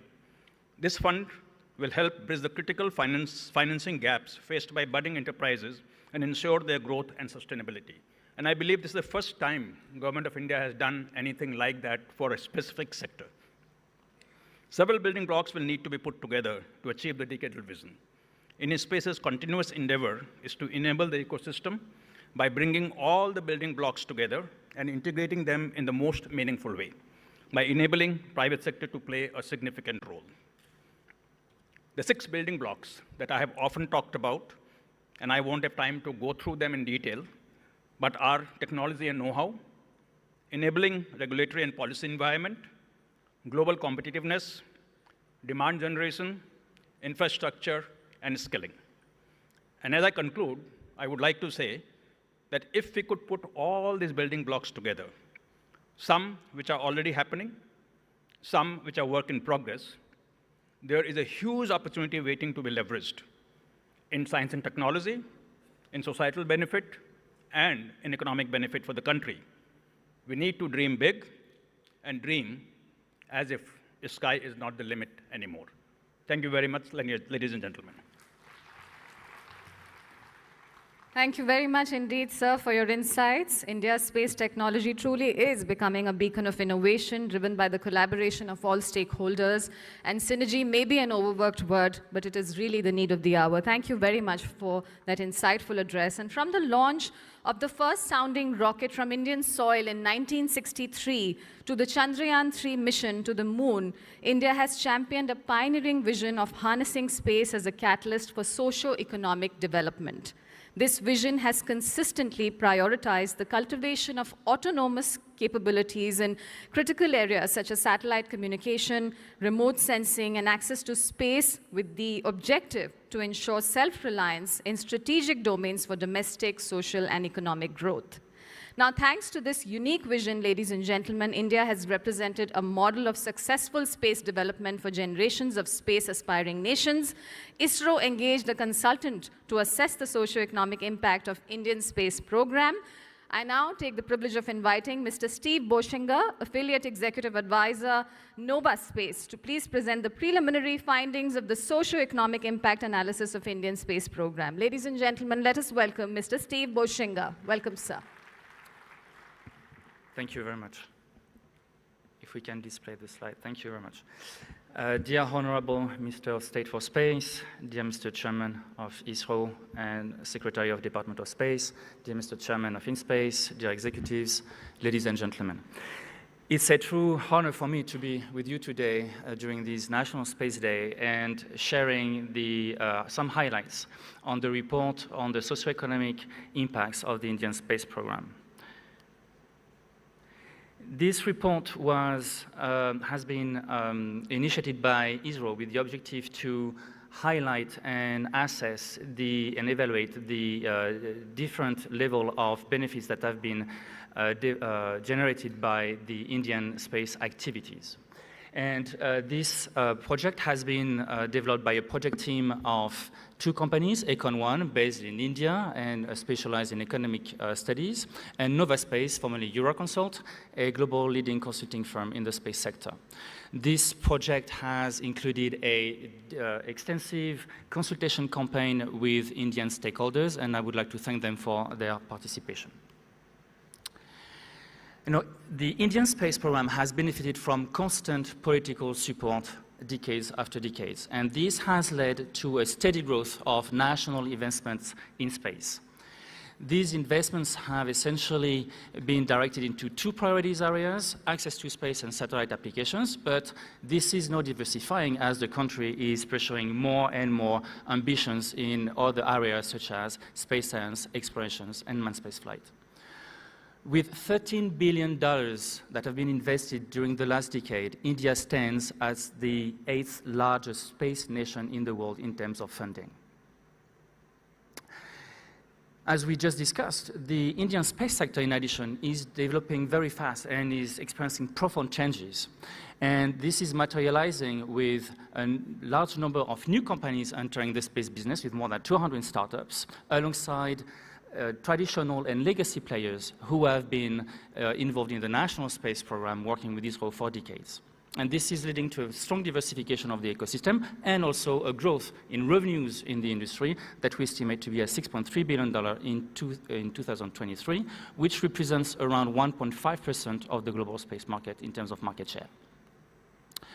This evolution in the Indian ecosystem is happening in a fast-changing international environment. I'm going to be quick here because for the sake of time, but basically new space is accelerating the development of the global space economy, and in the meantime, there are a number of disrupting trends, megatrends in the sector that are totally reshaping the face of the international space ecosystem.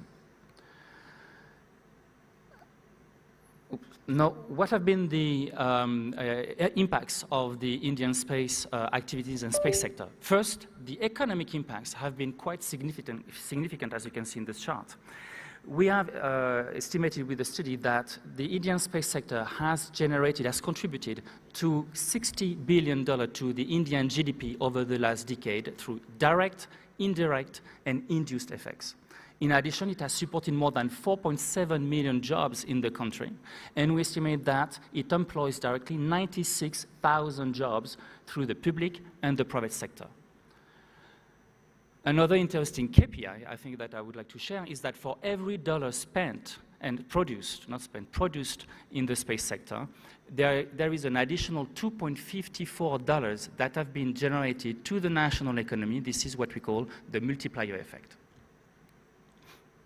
In addition, the space activities in the countries are generating wider, what we call catalytic impacts. And we asked the stakeholders' views on these impacts. I don't have time to go into the details. I just want to share two interesting takeaways. The first is that stakeholders largely agreed that the National Space Program has largely contributed to the nation in terms of prestige, in terms of sovereignty, in terms of international leadership.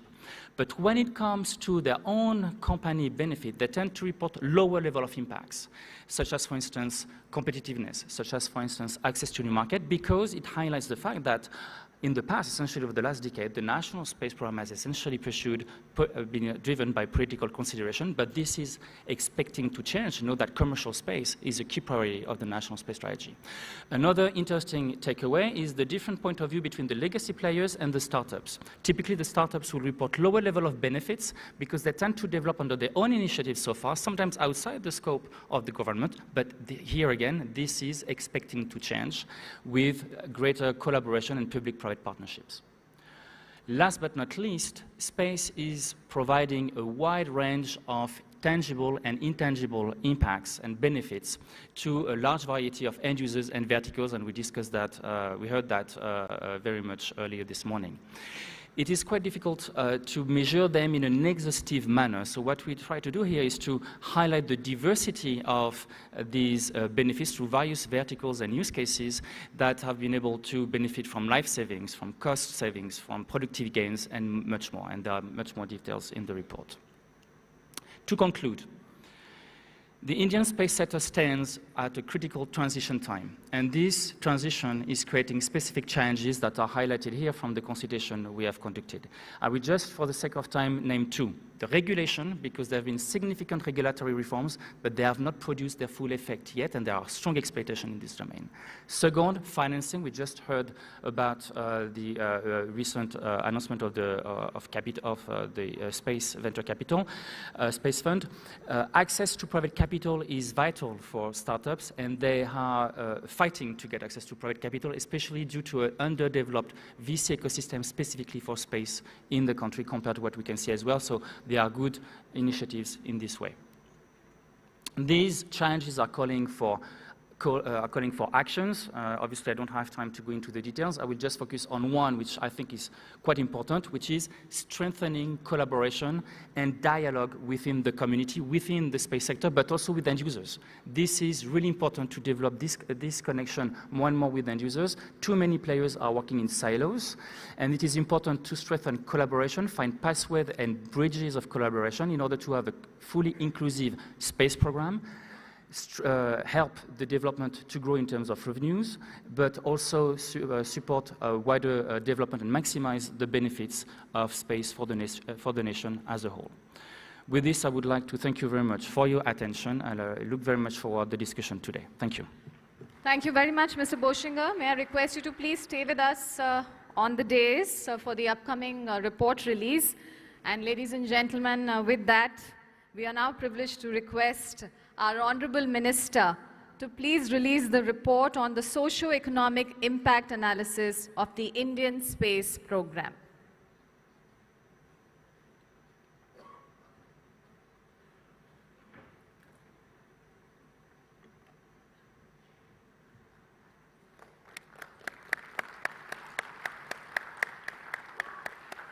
Ladies and gentlemen, this report is a comprehensive study that delves into the far-reaching effects of India's space initiatives, not just in terms of technological advancements, but also in how these initiatives have driven economic growth, created employment opportunities, and contributed to societal development across the nation. Thank you very much, Honorable Minister. By showcasing the tangible benefits of space exploration, this report highlights the critical role that space programs play in shaping a nation's future, both economically and socially. Thank you, Mr. Boshinger, for being a part of this. And with that, ladies and gentlemen, Chandrayaan 3 marks a groundbreaking milestone.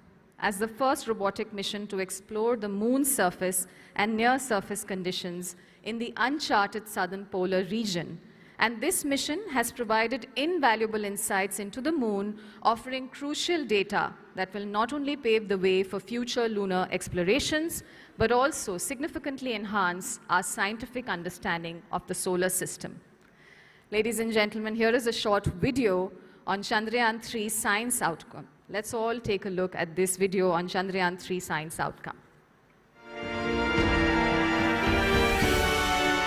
On 23rd August 2023, Chandrayaan 3 landed on the moon as the first ever robotic exploration in the southern polar region. The landing site is named as Shiv Shakti Point. Chandrayaan 3 carried 6 scientific payloads on board the lander, rover and the propulsion module. 2 payloads on the rover, APXS and LIBS, made several novel observations on the elements on the lunar surface. These observations facilitate identifying sites for future lunar mining. The lander comprised 3 payloads. The chased ILSA and Rambha LP. ILSA payload has recorded several vibrations of the lunar surface. These are key inputs for building lunar infrastructure and habitats. The chased payload has studied the thermophysical properties of moon's surface up to a depth of 10 centimeter. It yielded vital inputs for in situ resource utilization in future. The Rambha LP has characterized the near-surface plasma environment. It has inferred that the moon's ionosphere will not pose any difficulty for lunar radio communication. The SHAPE payload has studied the Earth as an exoplanet, which is an important step towards the search for Earth-like planets. The Pragyan rover has traversed around 101 meter distance on the moon's surface. The data from Chandrayaan 3 are available at the Indian Space Science Data Center's website for the scientific community. Let's have a huge round of applause, ladies and gentlemen. And we are now honored to release the Chandrayaan 3 data and declare it open to the public. So I request Director Physical Research Laboratory, Dr. Anil Bhardwaj, to kindly join the dignitaries on the dais for this release. Let's welcome him, ladies and gentlemen. Welcome, sir. I request our Honorable Minister to please step ahead of the dais. I request the esteemed dignitaries to step ahead of the dais. And Honorable Minister, we request you to release the Chandrayaan 3 data and declare them open to the public as well as to the global scientific community.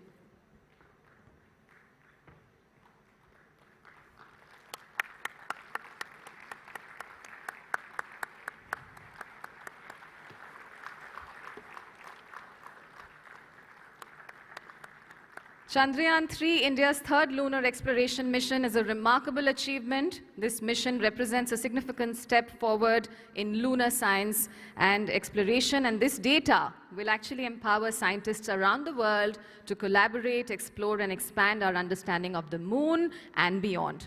Thank you very much, Honorable Minister, for doing the honors.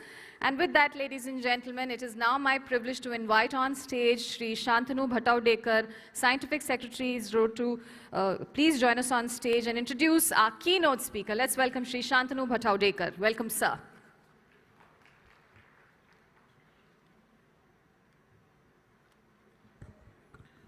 Dignitaries on the dais and off the dais, good morning, everyone. It's my honor and humble privilege to introduce the keynote speaker of this opening session. Dr. Vijay Kumar Saraswat is a distinguished scientist par excellence and currently member of Niti Aayog. He has decades of experience in defense research in both basic and applied sciences. He holds a PhD from Osmania University and an ME degree from Indian Institute of Science. Having served as the Secretary of Defense Research and Development Organization, DRDO, he has made remarkable contributions to the indigenous development of missiles like Prithvi, Dhanush, Prahar, Agni, as well as two-tier ballistic missile defense systems. Dr. Saraswat played a key role in establishing infrastructure to support the nuclear doctrine, developing cybersecurity technologies, and enhancing national defense capabilities. Dr. Saraswat has been actively involved in the development of alternative energy systems, such as clean coal technologies, concentrated solar power systems, hydrogen-based economies. He has been pursuing major initiatives in sustainable and resilient transport systems such as e-vehicles, hybrid vehicles, and hydrogen-powered long-haul transport system. Dr. Saraswat has also made significant contributions to the development of silicon photonics and configuration of the microprocessor for ICT applications. As a member of NITI Aayog, Dr. Saraswat has initiated the Methanol Economy Program, aiming to utilize the methanol for transportation, energy generation, and chemical production. He has involved a concept document for setting up the Indian Railway Research Institute, Shrestha, for Indian Railways, which could propel indigenous design and manufacturing program such as high-speed rail systems and dedicated freight corridor.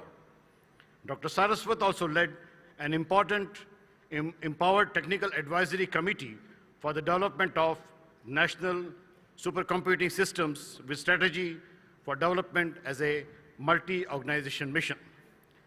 Dr. Saraswat's outstanding achievements have been recognized through numerous awards, including the Padma Shri, Padma Bhushan, as well as honorary doctorates from nearly 26 universities.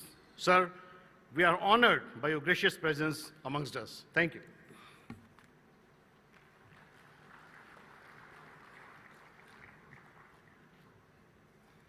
We now request Dr. Saraswat to please now render his presentation. Thank you very much, sir.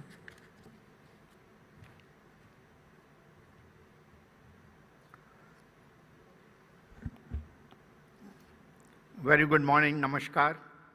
Honorable Minister for Science and Technology, Space, Earth Sciences, Dr. Jitendra Singh ji,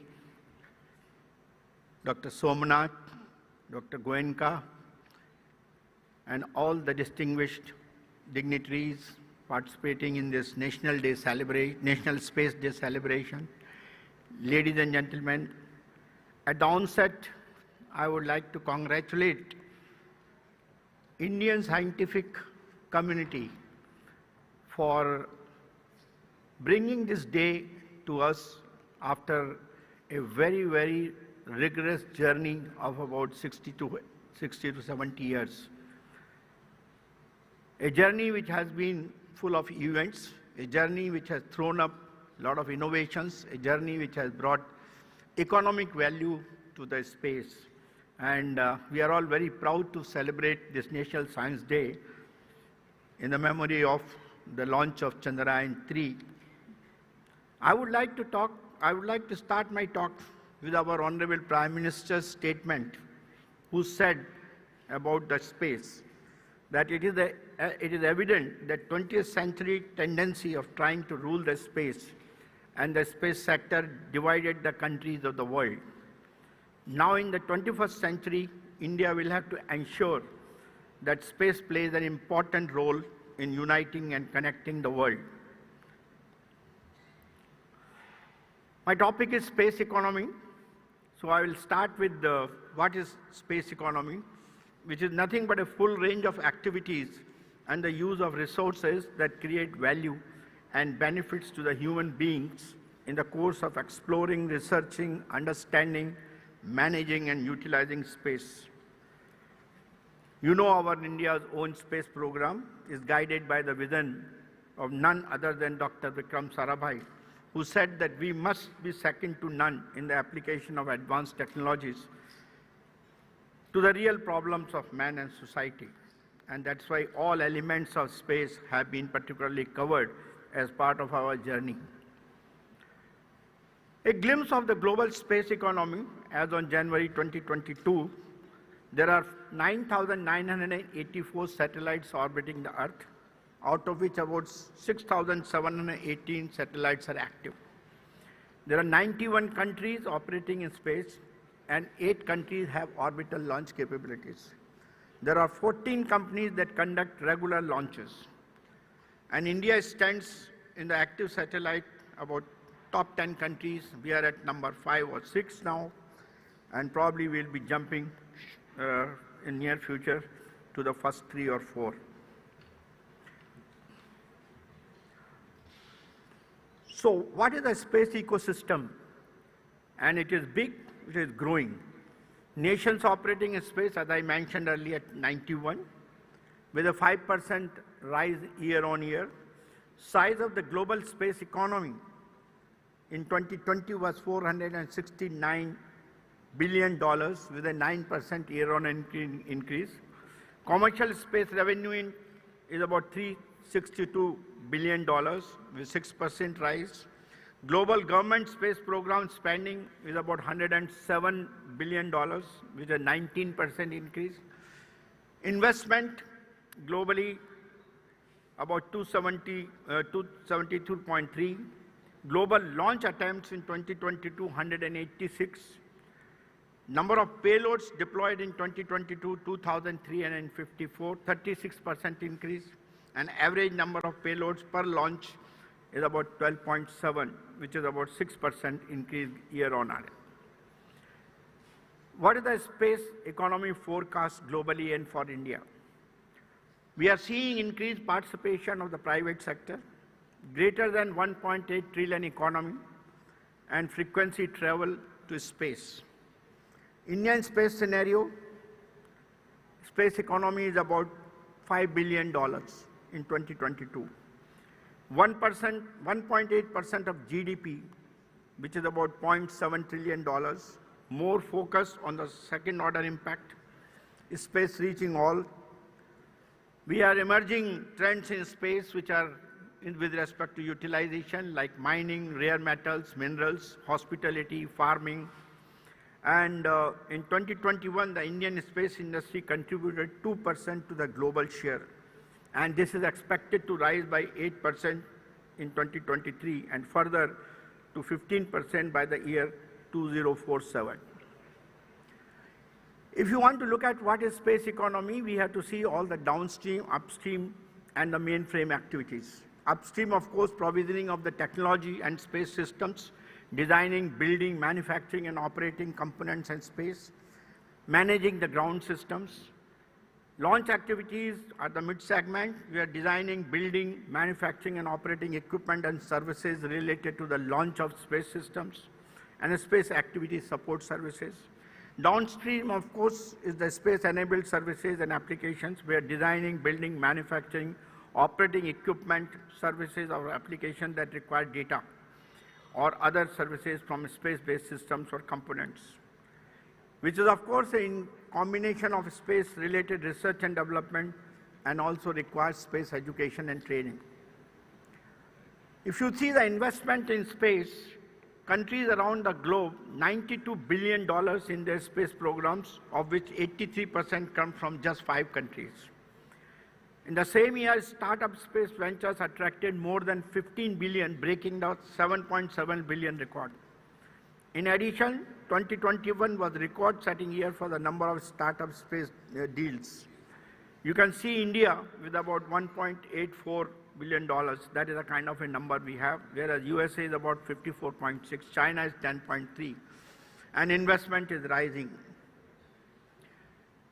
All of you know about the Indian space program. It's on at the repetition point, but 92 launch vehicle missions, 124 satellites realized, 52 satellites orbiting in and catering to the national requirements.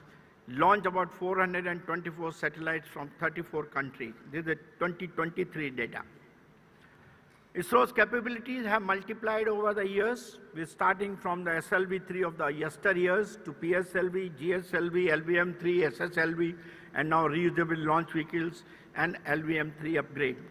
And space infrastructure, space segment, more than 20 Earth observation satellites, 24 communication satellites, 8 navigation satellites, 2 interplanetary satellites, and of course, full ground segment for gateway tracking and telemetry. Space applications, meteorology, broadcasting services, monitoring of land, farms, forests, and of course, satellite-assisted navigation, Gagan and Navik. The applications of space are wide, which includes weather, disaster support, cartography, agriculture, ocean, and PNT services, which includes communication infrastructure, data connectivity, broadcasting and education, monitoring the natural resources, meteorological observations, discerning the environment, strategic services, assured navigation signals, geospatial services, sustainable development plan, and disaster management. Now, space is also very important for defense. So India has launched a space defense mission, a military space program to develop innovative solutions for the country's defense forces through the industry and startups. Space technology is an example of what security will mean for many strong nations in the future. That's what our Honorable Prime Minister said. He also said that mission defense space will not only strengthen the forces, but also provide new and innovative solutions. Under this program, India has identified 75 challenges in the space sector to private firms to work on based on defense requirements in the space domain. There are 5 technology buckets which have been identified, which are like launch systems, satellite systems, communication payloads, ground systems, and software. We have unlocked the space program considerably. Like globally, the space economy has jumped from space 1.0 to 2.0 to 3.0. And of course, we are today where there's a shift of paradigm changes in motivations, actors, contents, roles, shift from governments of a few spacefaring nations to involvement of a number of diverse space actors around the world. And Space 4.0 is about commercialization, participation, and innovation, which will be emergence of private companies, participation with academic, industry, and citizens, digitalization, and more inclusive global interaction. Our new space ecosystem, which used to be earlier government, prime vendors, and subcontractors, has led to now a mesh in which startups, private firms, investors, consumers, entrepreneurs are there. So government-funded and government-led system has led to government and private agencies as stakeholders in the space ecosystem. And the forecast for the Indian space economy is 2% of the global space, as I mentioned to you, will become by 2030 about 10%. That is from $7 billion to something like $50 billion. And we have now 3 agencies, ISRO, NSIL, and InSpace, which are doing human service with respect to research, development, commercial exploitation, promoting regulations, and so on. Basically, we are also ensuring that there's a huge participation of the private sector and startup in the country. Our focus today is on the SATCOM sector, where broadcasting, streaming users will reduce, but connectivity, in-flight, maritime, security, broadband will increase, where ISRO's role will remain designing multi-orbit constellations, LEO, MEO, and so on, developing advanced flexible payloads, indigenization of critical components, and fostering private comset builders in the country. Small geosat through the private industries, niche markets will be there, bringing in new services and applications, bringing in technology gap with respect to international standards, and so on. Another focus area is the Earth observation satellites. The earlier days, we were all depending upon a single-stage satellites, but now the constellation is the order of the day, where government-funded and private-funded Earth observation constellations will be there with an agile and flexible, interoperable, open-day policy and high-level revisits and real-time data.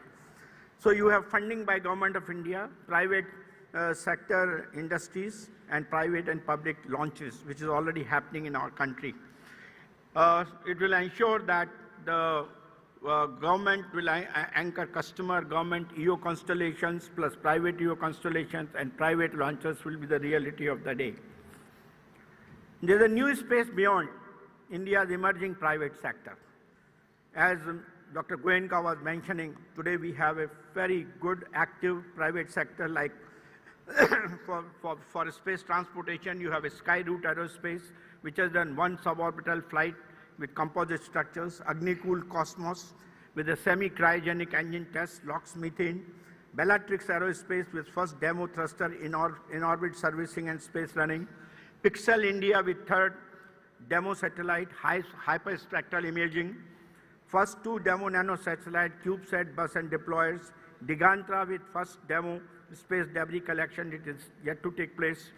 Space applications, SatSure, value-added solutions are provided with 3D map generation, and Vasundhara, doing algorithms being developed in the space deep learning, again Digantra for the space, which is space situational awareness.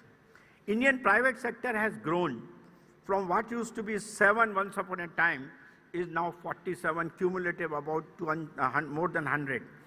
So there's a more than 100% increase. And investor confidence is going up. What used to be $6 million, that means it is going to about $80.5 million. Cumulative about 170. So more than 150 applications have been received by InSpace for variety of projects and programs. So what are the InSpace global trends now? Where are we going? The next generation satellites, flying formations and so on. Manufacturing in space will be next order. Small satellite constellations is what is being tried out. Dr. Goenka also mentioned about it. Space-based solutions like IoT, automation and governance, they are going to be there. Space tourism will be another future activity. But we'll be also managing the space, traffic will be managed there. Our very old dream that one should be able to generate space-based solar power, which has inexhaustible supply of the clean energy, provide energy when you want and where you want on the planet. I think that dream also will become a reality, subject to, of course, the cost of launching coming down further from what it is to about less than about $300 per kg. My last point is Indian leadership in the International Space Alliance on Space is India must take a leadership in the formation of an international alliance on space and involving not only the spacefaring nations but also the space aspiring nations. This alliance should develop a protocol for utilizing benefits of the space for mankind by focusing on the following areas: space asset surveillance, satellite network for economic growth, satellites for securing borders, space tourism, space debris mitigation, space mining, space energy, and space laws. So new space activities, a catch-all term for endeavors including orbital tourism, orbital manufacturing, and mini satellites providing specialized services. So the space sector with a market capitalization of 400 billion could grow to as much as 1 trillion by 2040 as a private investment source. And that is possible with the kind of efforts which are being made by our Department of Space and all the scientists, industries, and academicians of the country.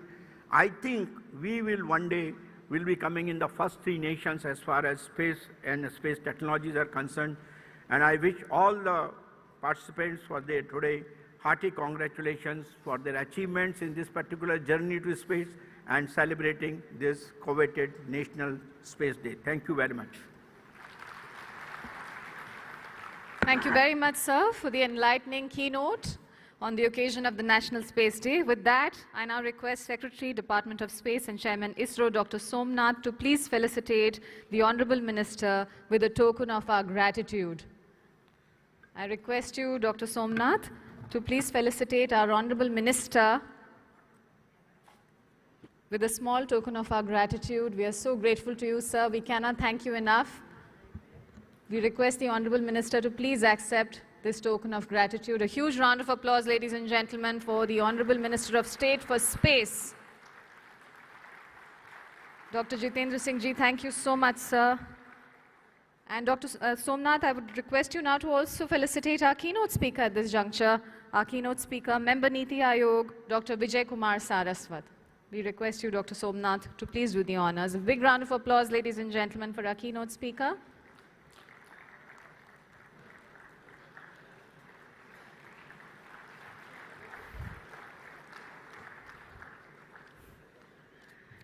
All right, Dr. Jitendra Singh ji being felicitated there. And now, with that, ladies and gentlemen, we are going to proceed to the panel discussion straight away. So we will not be taking a break, and that's why I request all of you to please remain seated, but we have to thank the esteemed dignitaries. The photographers may need a group photo opportunity. Thank you very much, Honorable Minister, once again. Thank you very much to our eminent dignitaries for joining us for this inaugural session. We'd like to thank you all very much. We thank our keynote speaker, Member Niti Ayog, Dr. Vijay Kumar Saraswat, Secretary, Department of Space, Chairman ISRO, Dr. Somnath S., Chairman in Space, Dr. Pavan Kumar Goenka ji. A big round of applause, ladies and gentlemen, once again. And a thunderous one for the Honorable Minister of State for Space, Dr. Jitendra Singh ji. Thank you, sir. Now from here, ladies and gentlemen, we're going to be moving on to the panel discussion, like I said, and the changeover is not going to take a lot of time, so we request you to remain seated. And here are a few house rules. First of all, of course, I request you to please be mindful of the mobile phones because some of them are probably still ringing, so I request you to please keep those mobile phones on silent mode. And we will soon be graced by our moderator and our panelists for the first session after a quick changeover of the days. So we are going to be doing the changeover of the days, ladies and gentlemen. And here's a very important piece of information, which is for a more interactive experience during our panel sessions, we're using the Slido app for a question and answer session. And for that, all you need to do is you're going to be given a QR code which is on some sheets of papers which will be distributed, and you have to scan the QR code displayed on the screen to access the app. Once scanned, you will see all the panel sessions listed. You can submit your questions through the app, and our moderator will ensure that they get those questions answered for you. So you're going to find all the sessions when you access the Slido app. And how can you access the Slido app? By scanning the QR code. And that QR code will also be on the screen. The moderator is going to allude to it just before taking questions from the audience.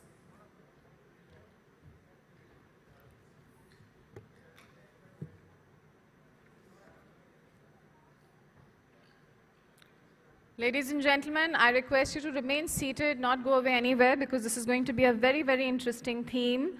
The first panel discussion is themed Space-Enabled Governance and Development. And I request you to please remain seated. This session, ladies and gentlemen, will be addressed and moderated by Dr. M. Subramaniam, Joint Secretary, Enterprise Policy and Legal and Financial Advisor, Department of Space, and we will have our eminent panelists gracing the occasion in just less than a minute. I request you to please remain seated.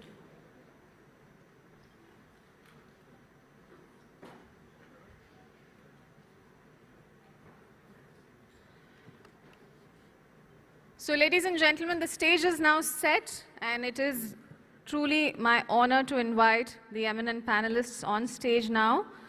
May I request at this juncture our moderator, Dr. M. Subramaniam, Joint Secretary, Enterprise, Policy and Legal, as also the Financial Advisor of Department of Space, to kindly grace the stage.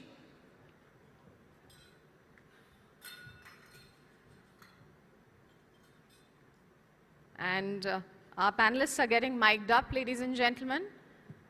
I request you to please stay in the room and not miss these deliberations that are going to happen now. Very, very insightful and unmissable.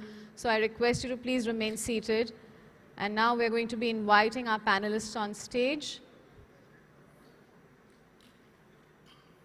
Just as they are mic'd up. Just the mics up. Mics are just getting ready, ladies and gentlemen. Our panelists are getting mic'd up and they're going to be joining us on stage. I hope that everybody is clear about the Slido app. There will be a QR code given to you. It will also be projected onto the screen. And as you see it on the screen during the discussions, you just have to scan the code and that will lead you to the Slido app. It will also lead you to all the sessions that will take place today. And all you have to do is you have to submit your questions, your name. It's going to ask you a few questions, of course, about your name, etc. And then you will have to post your question on it. The moderator will make sure that those questions are addressed. So please ensure that you do scan the QR code and download the Slido app.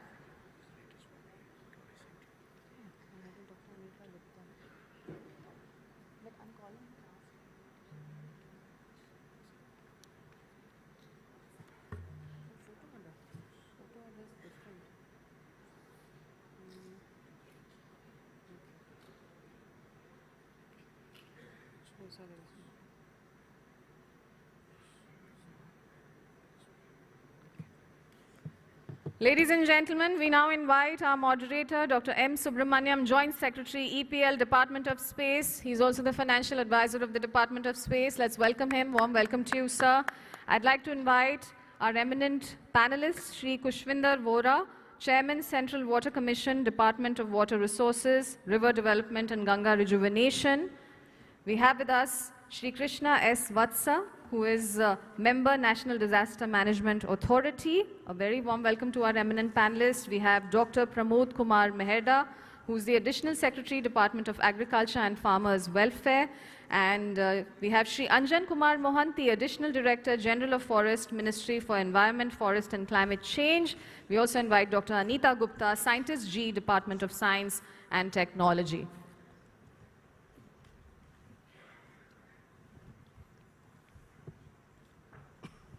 And before we hand it over to the moderator, ladies and gentlemen, it is truly my privilege to introduce him. Dr. M. Subramaniam, Joint Secretary, Enterprise Policy and Legal and Financial Advisor, Department of Space, is an IRS Customs and Indirect Taxes Officer of 1991 batch.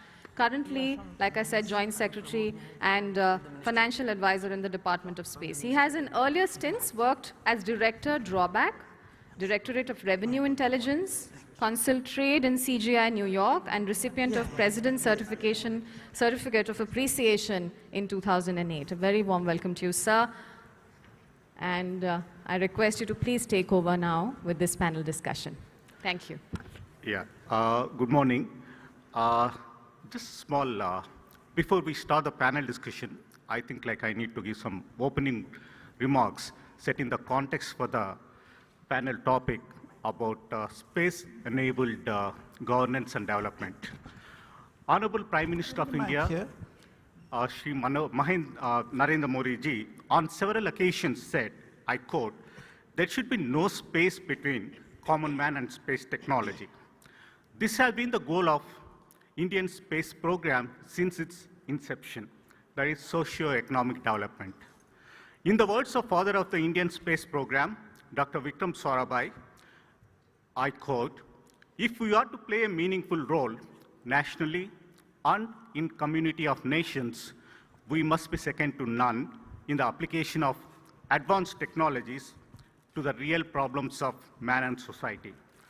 On this first National Space Day, it is befitting to recall that the father of the Indian space program, he was a strong proponent of the fact that the development of the nation is intimately linked with the understanding of and application of science and technology by its people.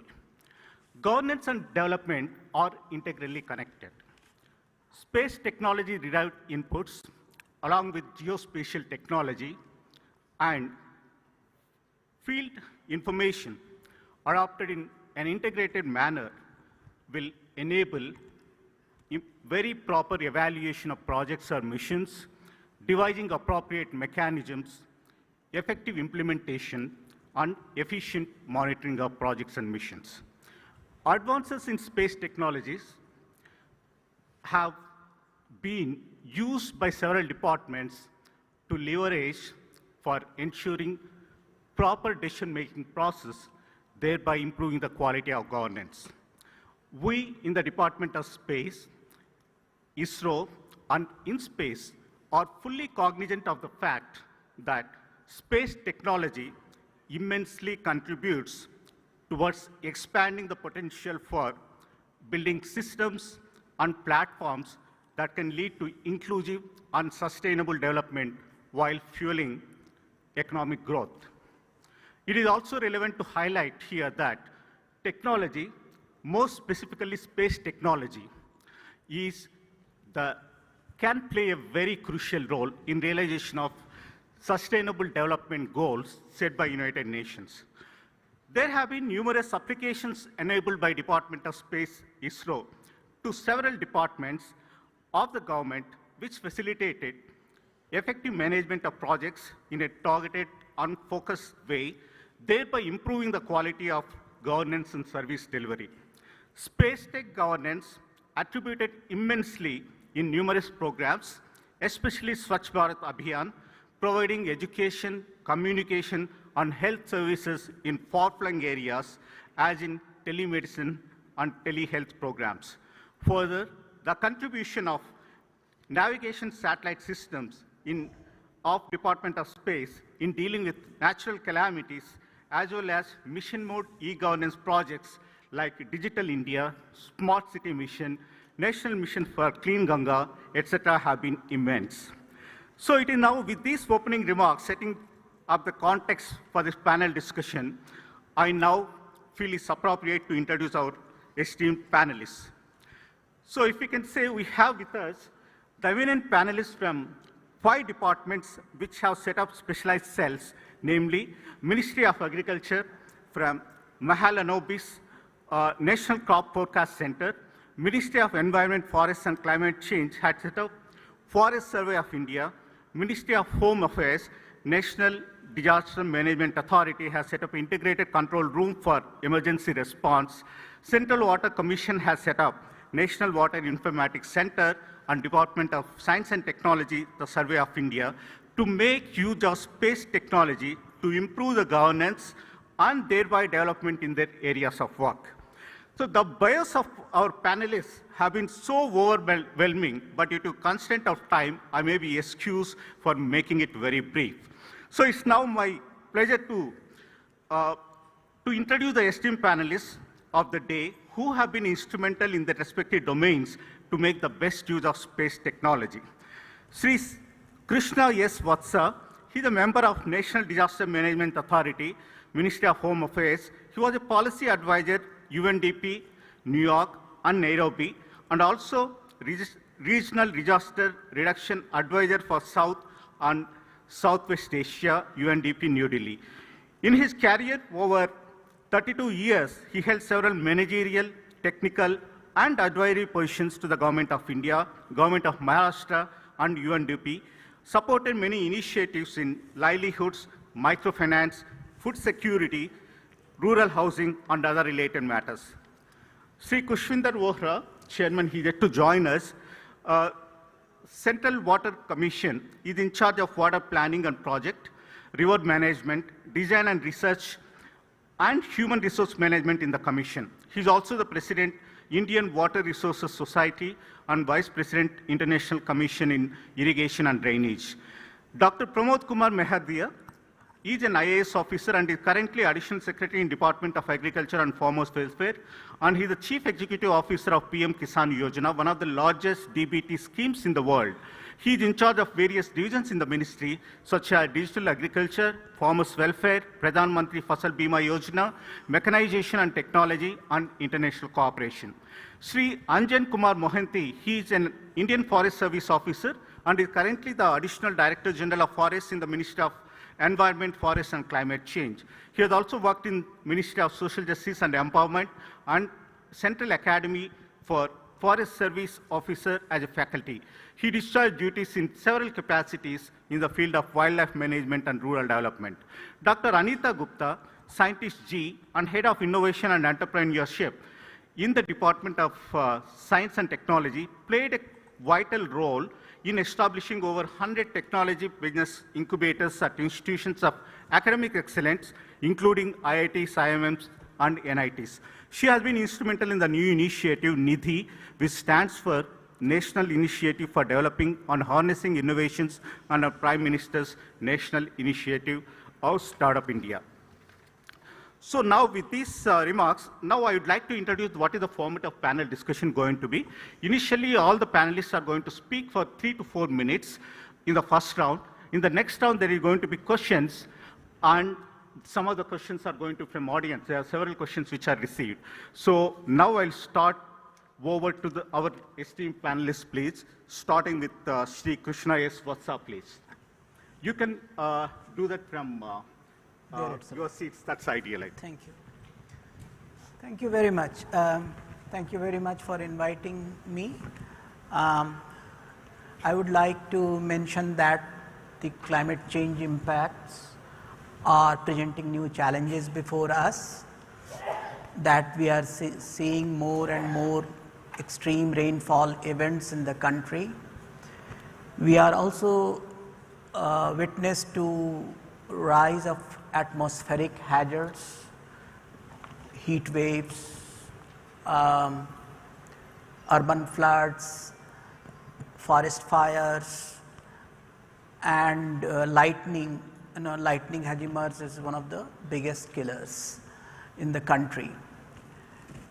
As these hazards are increasing, there is a simultaneous need or a pressing need to improve our early warning systems.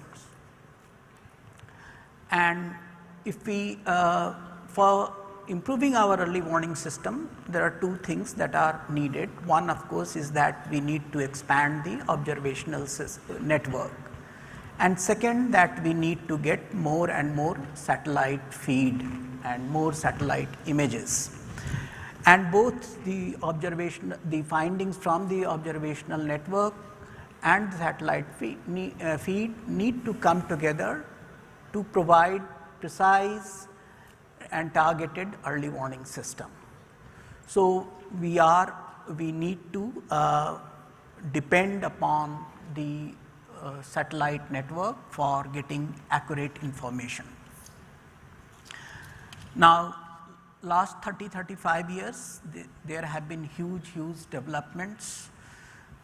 All the disaster management authorities at the state, national level and state level are getting feed from the ISRO network, and it has really improved our understanding of many hazards. We are monitoring some of the hazards with the help of satellite images. I would like to say that some of the hazards like landslides, GLOF, all these are being monitored largely through the satellite images, and this is really very big progress compared to the say the last century. We are also, for example, I just wanted to illustrate that we are right now monitoring about 200 glacial lakes, and it is only through the satellite images that we are monitoring the level of risks. So it's very important source of information for us.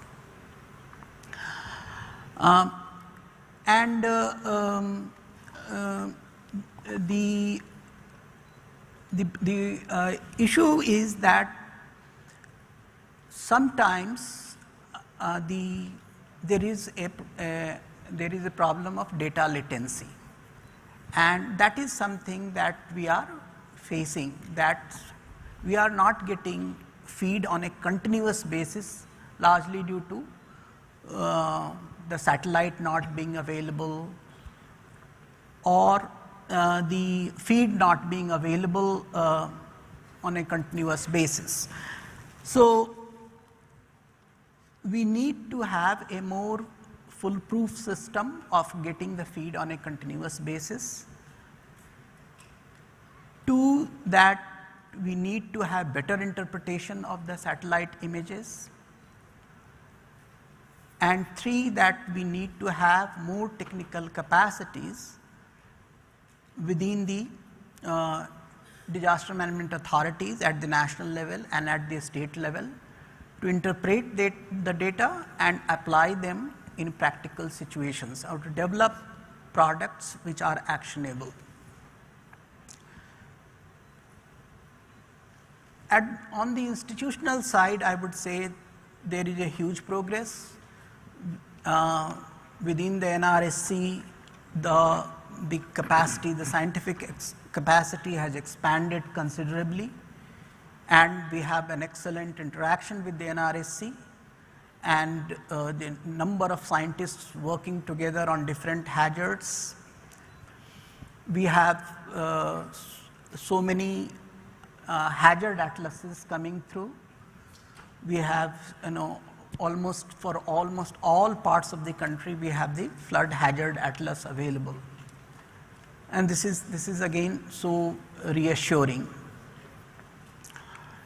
At the state level, we have remote sensing application center, and they are providing support to the state disaster management authority and state governments, which is also very remarkable. But as the applications increase, as the demands increase, we need to have more hand holding, we need to have more technical assistance, and I feel that both within the NRSC as well as the remote sensing application center, there should be much greater interaction, much more scientific assistance to the disaster management personnel for interpreting the satellite images and improving their applications. This is an area that needs more attention. As was being mentioned in the previous presentation, the ecosystem for the space applications is changing. We are seeing more and more private players coming in, and I think it's important to recognize that we need to draw upon a larger satellite network for improving our services, and perhaps the ISRO should help the NDMA and the SDMAs to draw upon the network so that we have a continuous availability of the satellite images. And also, once we start using it on a more intensive basis, I think we will also develop a more embedded culture of using the satellite applications for early warning systems and many other disaster management applications. So I think these are some of the future directions. We have made a lot of progress, but we still need to keep improving in this area. Thank you. Thank you, Mr. Vassar. Now may I move on to Dr. Pramod Kumar Mahadda, please, for the opening remarks. Yeah, certainly. So, the intersection of space technology in last couple of decades with the issues that we deal in governance and development has actually thrown a lot of exciting fields and areas where we can take advantage of space technology and improve our governance and development. I'll focus on agriculture sector, where considering the need for space technology in agriculture data statistics, collection of data statistics, I believe those who are acquainted with the agriculture sector know that one of the very important data is on crop production. So this crop production data generally is collected from the field functionaries based on eye estimates, but that was something that was not very close to the reality, and therefore the Ministry of Agriculture set up a center dedicated for using space technology in helping the agriculture sector get the data more accurately on crop production, which is, the center is Mahalanobis National Crop Forecast Center. It was set up in 2012, and since then we have been collaborating with NRSC, SAC, all the agencies of ISRO in improving these systems within the institution. And in fact, we get the director is generally from ISRO. So we have a very close coordination with ISRO on using space technology in agriculture sector. Now, crop production depends on crop area. So the space data that we get helps us in improving crop, in seeing the crop area, the crop acreage. And now we are developing products with the help of ISRO on how we can have use space technology for crop yields also, so that crop area into yield would give us better picture of crop production estimates. In fact, there's another field which uses in agriculture sector these yield estimates beyond the crop production estimates that are required by government for policy formulation and decision making. There's another field which is very important field, which is the crop insurance, and we use this data for in yield estimations for arriving at crop loss, so that the claims can be settled very quickly. So there's a program which we have started in agriculture which is called YesTAC, which is yield estimation through technology, and this has been done in close collaboration with with ISRO and using space technology. In fact, we have a whole institutional mechanism where the ISRO agencies are in fact those who finally vet the data that comes from different agencies and then help the agriculture sector in arriving at crop losses. There are many other things where we are using this data, for instance, our land resource management, in fact, for crop planning also, so which area is suitable for which crop, and where is the arid area, where is the wetland area, which crops can be grown, where, crop diversification. All this data is coming from space technology and we are using very heavily. There are many other things that we do for evidence-based decision making and policy formulation. And for instance, besides the crop planning, we are also using this for precision agriculture.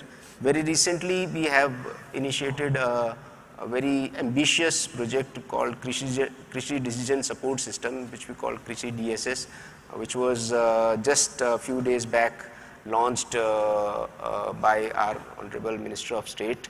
There are 13 modules in it, but just to tell the audience about this very ambitious project is that this is something which is based on Gati Shakti pattern, where we collate all the data, in fact spatial data along with non-spatial data, and then we have standardized products which are then open for private sector, for government agencies, for everyone to use this data. In fact, Honorable Member NDMA spoke about in the end about collaborative approaches. So here is in the Krishi DSS we have a collaborative approach where farmers don't only get insights from our data products, but they also feed into, their data is fed into the system where researchers, academicians, industry, startups can use it for farmer-centric solutions in agriculture. And not to mention about the transparency that it helps in, because it is helping us in getting that data which is reliable and is acceptable by everyone. It helps us in improving transparency also. One thing that was mentioned by the member NDMA was that there is a lot of need for collaboration, especially on that account. I would like to mention about agriculture sector's need, where we need a lot of data because the population is now increasing and land is getting fragmented. So there the more granular data and where the satellite revisits are more frequent and the data is more granular is something that is the need of the hour.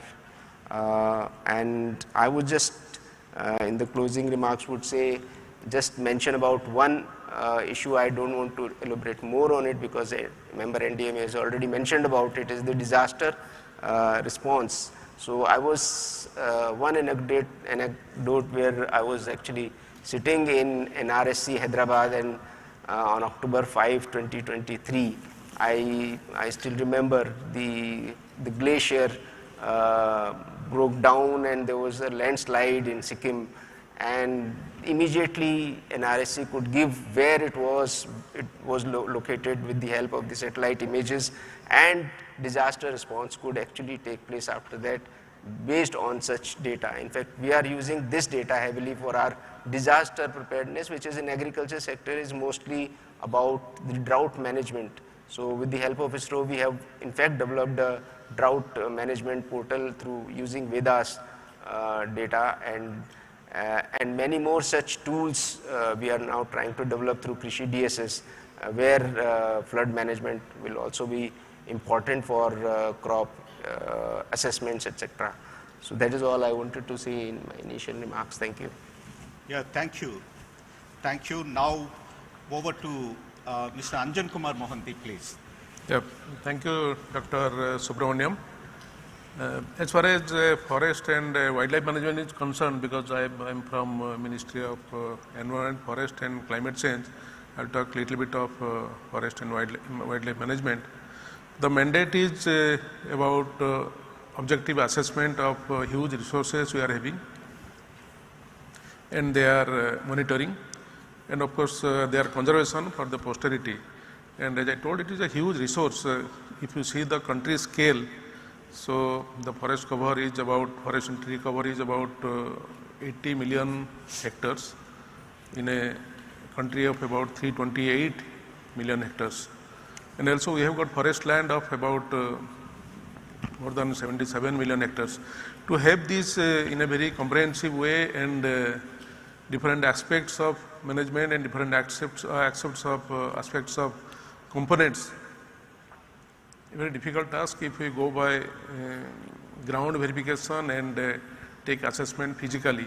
So this space technology has really has become quite handy, and we have a few, for the sake of time, I will talk about a few components in the whole gamut of forest management, like forest cover mapping. One of the things most of us know how the forest cover mapping is done with the help of satellite imagery data, and with that we go to the next level, that is we go for densities, different density classes and forest types, and how over the period of time these are also changing.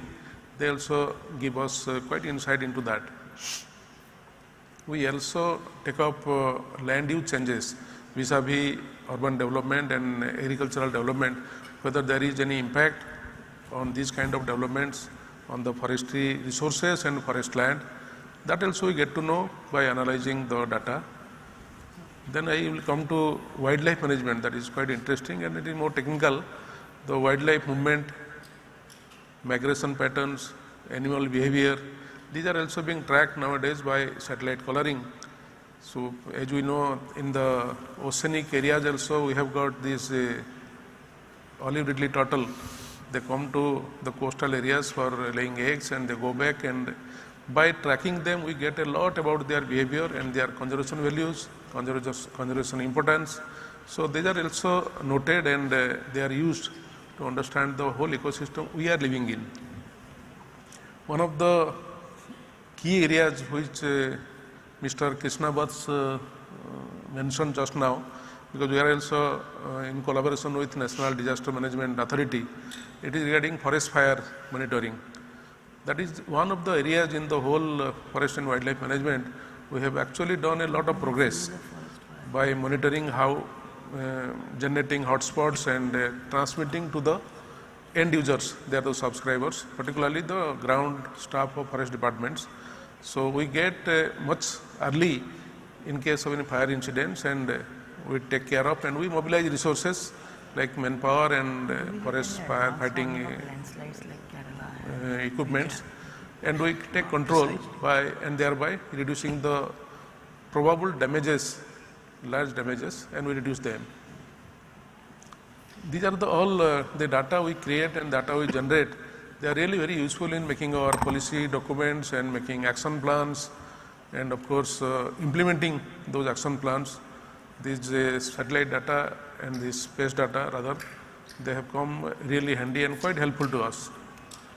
I will just mention another incident, another event we did in last 2 days in Indian Institute of Forest Management, that is in Bhopal.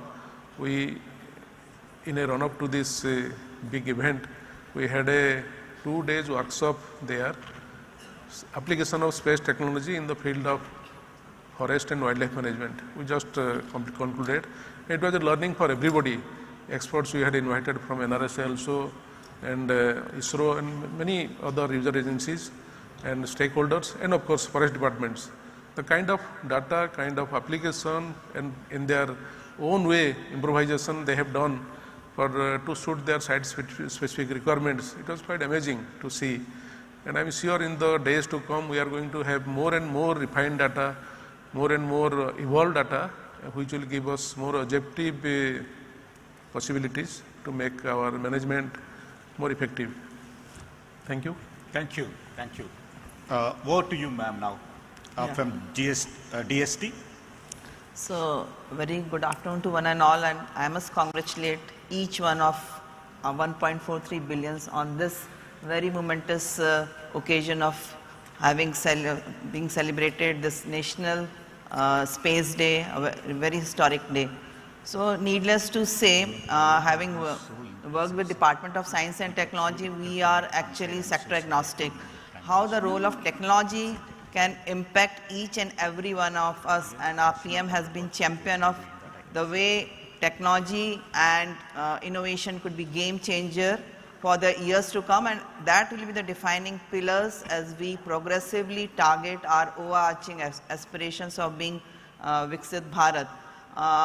In fact, DST, wherever we work on, whether it's a high-end mission of being a national quantum mission, or any mission you talk about, nanotechnology mission, cyber physical mission, we intend to first create the requisite ecosystem. Until many new technology, if you really want to get adapted by and large to the requisite beneficiary group, we have to create. So our focus within DST is to really how to create the required ecosystem. Having worked for more than 25 years in the realm of science and technology based innovation and entrepreneurship, I can proudly say that DST had been the pioneer way back in 2000, how to really integrate innovation and entrepreneurship within the academic environment, being considered as the seed beds of new ideas, new knowledge, with a portfolio of about 200 incubators as of now. But we were actually sort of working in silos. The way our PM in 2016 announced this National Initiative of Startup India, I think there's no looking back, and see how the space has really evolved and it has opened up. So the reforms which have taken place in this space has really provided and unlocked the potential, and their startups are now really being a part of the entire supply chain and the growth of the space economy. Actually, if you really trace the historic evolution, even NASA had that SBIR program, Small Business Innovation Research, and they actually promoted the technologies which could be spun out and could be used by the industry or for any civilian application. And that was the, based on that also, we also started working on and how to first really integrate with our academic community. And when the COVID struck and in the Startup India program, we really, without wasting any time, rolled out a new program by consulting the various stakeholders, how our startup activity, what are the key challenges, what are the real SWOT analysis, and going forward, and Nidhi program was coined, national initiative. And the really felt need in India is where is the funding to translate idea to a prototype. There's no funding available. So we came out with a Prayas program, and it has really been a good pipeline for our startups, and at the translation rate we have touched upon more than close to 5,000 ideators and innovators, and the success rate of translation of those ideation from idea to prototype to startup is currently close to 70 to 80%. That's a high number. And even like democratizing the innovation entrepreneurship, I have rolled out as a head inclusive technology business incubator program, because our tier 2, tier 3 institutions, while we had the coverage of these incubation program in all top-notch institutions, IITs, IIMs, NITs, IISers, but some of the tier 2, tier 3 colleges were devoid of these kind of mechanisms. So we have mechanisms, we have funding programs in place. You may talk of any program, is a seed support program, EIR, Entrepreneurs in Residence program.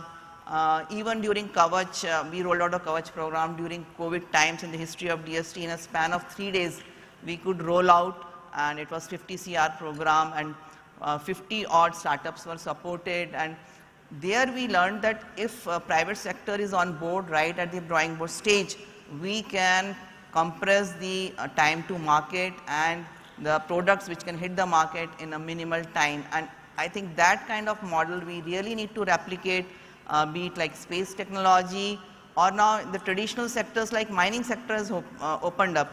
There is so much need if we really see the manufacturing competitiveness of India, and in the supply chain part, where there's the critical minerals, rare earth, we need to really, the startups are finding a place there. There's a grant program by Ministry of Mines, Department of Mines to support those kind of startups. So now startups, we see a vertical and horizontal growth, clocking a number of close to 1.4 lakh of startups as a part of DPIT registrations.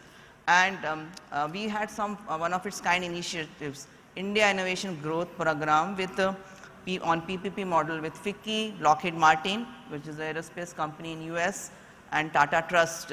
So we had a very successful program, and most of the, I used to lead a delegation of top, you can say a cohort of top 10 startups and innovators, and we used to actually make them visit, see the exponential learning of the mature and evolved ecosystems like US, the way they are actually supporting. So the need is to really translate and enable them to navigate the valley of death, and also enable translation from idea to prototype, from technology readiness level.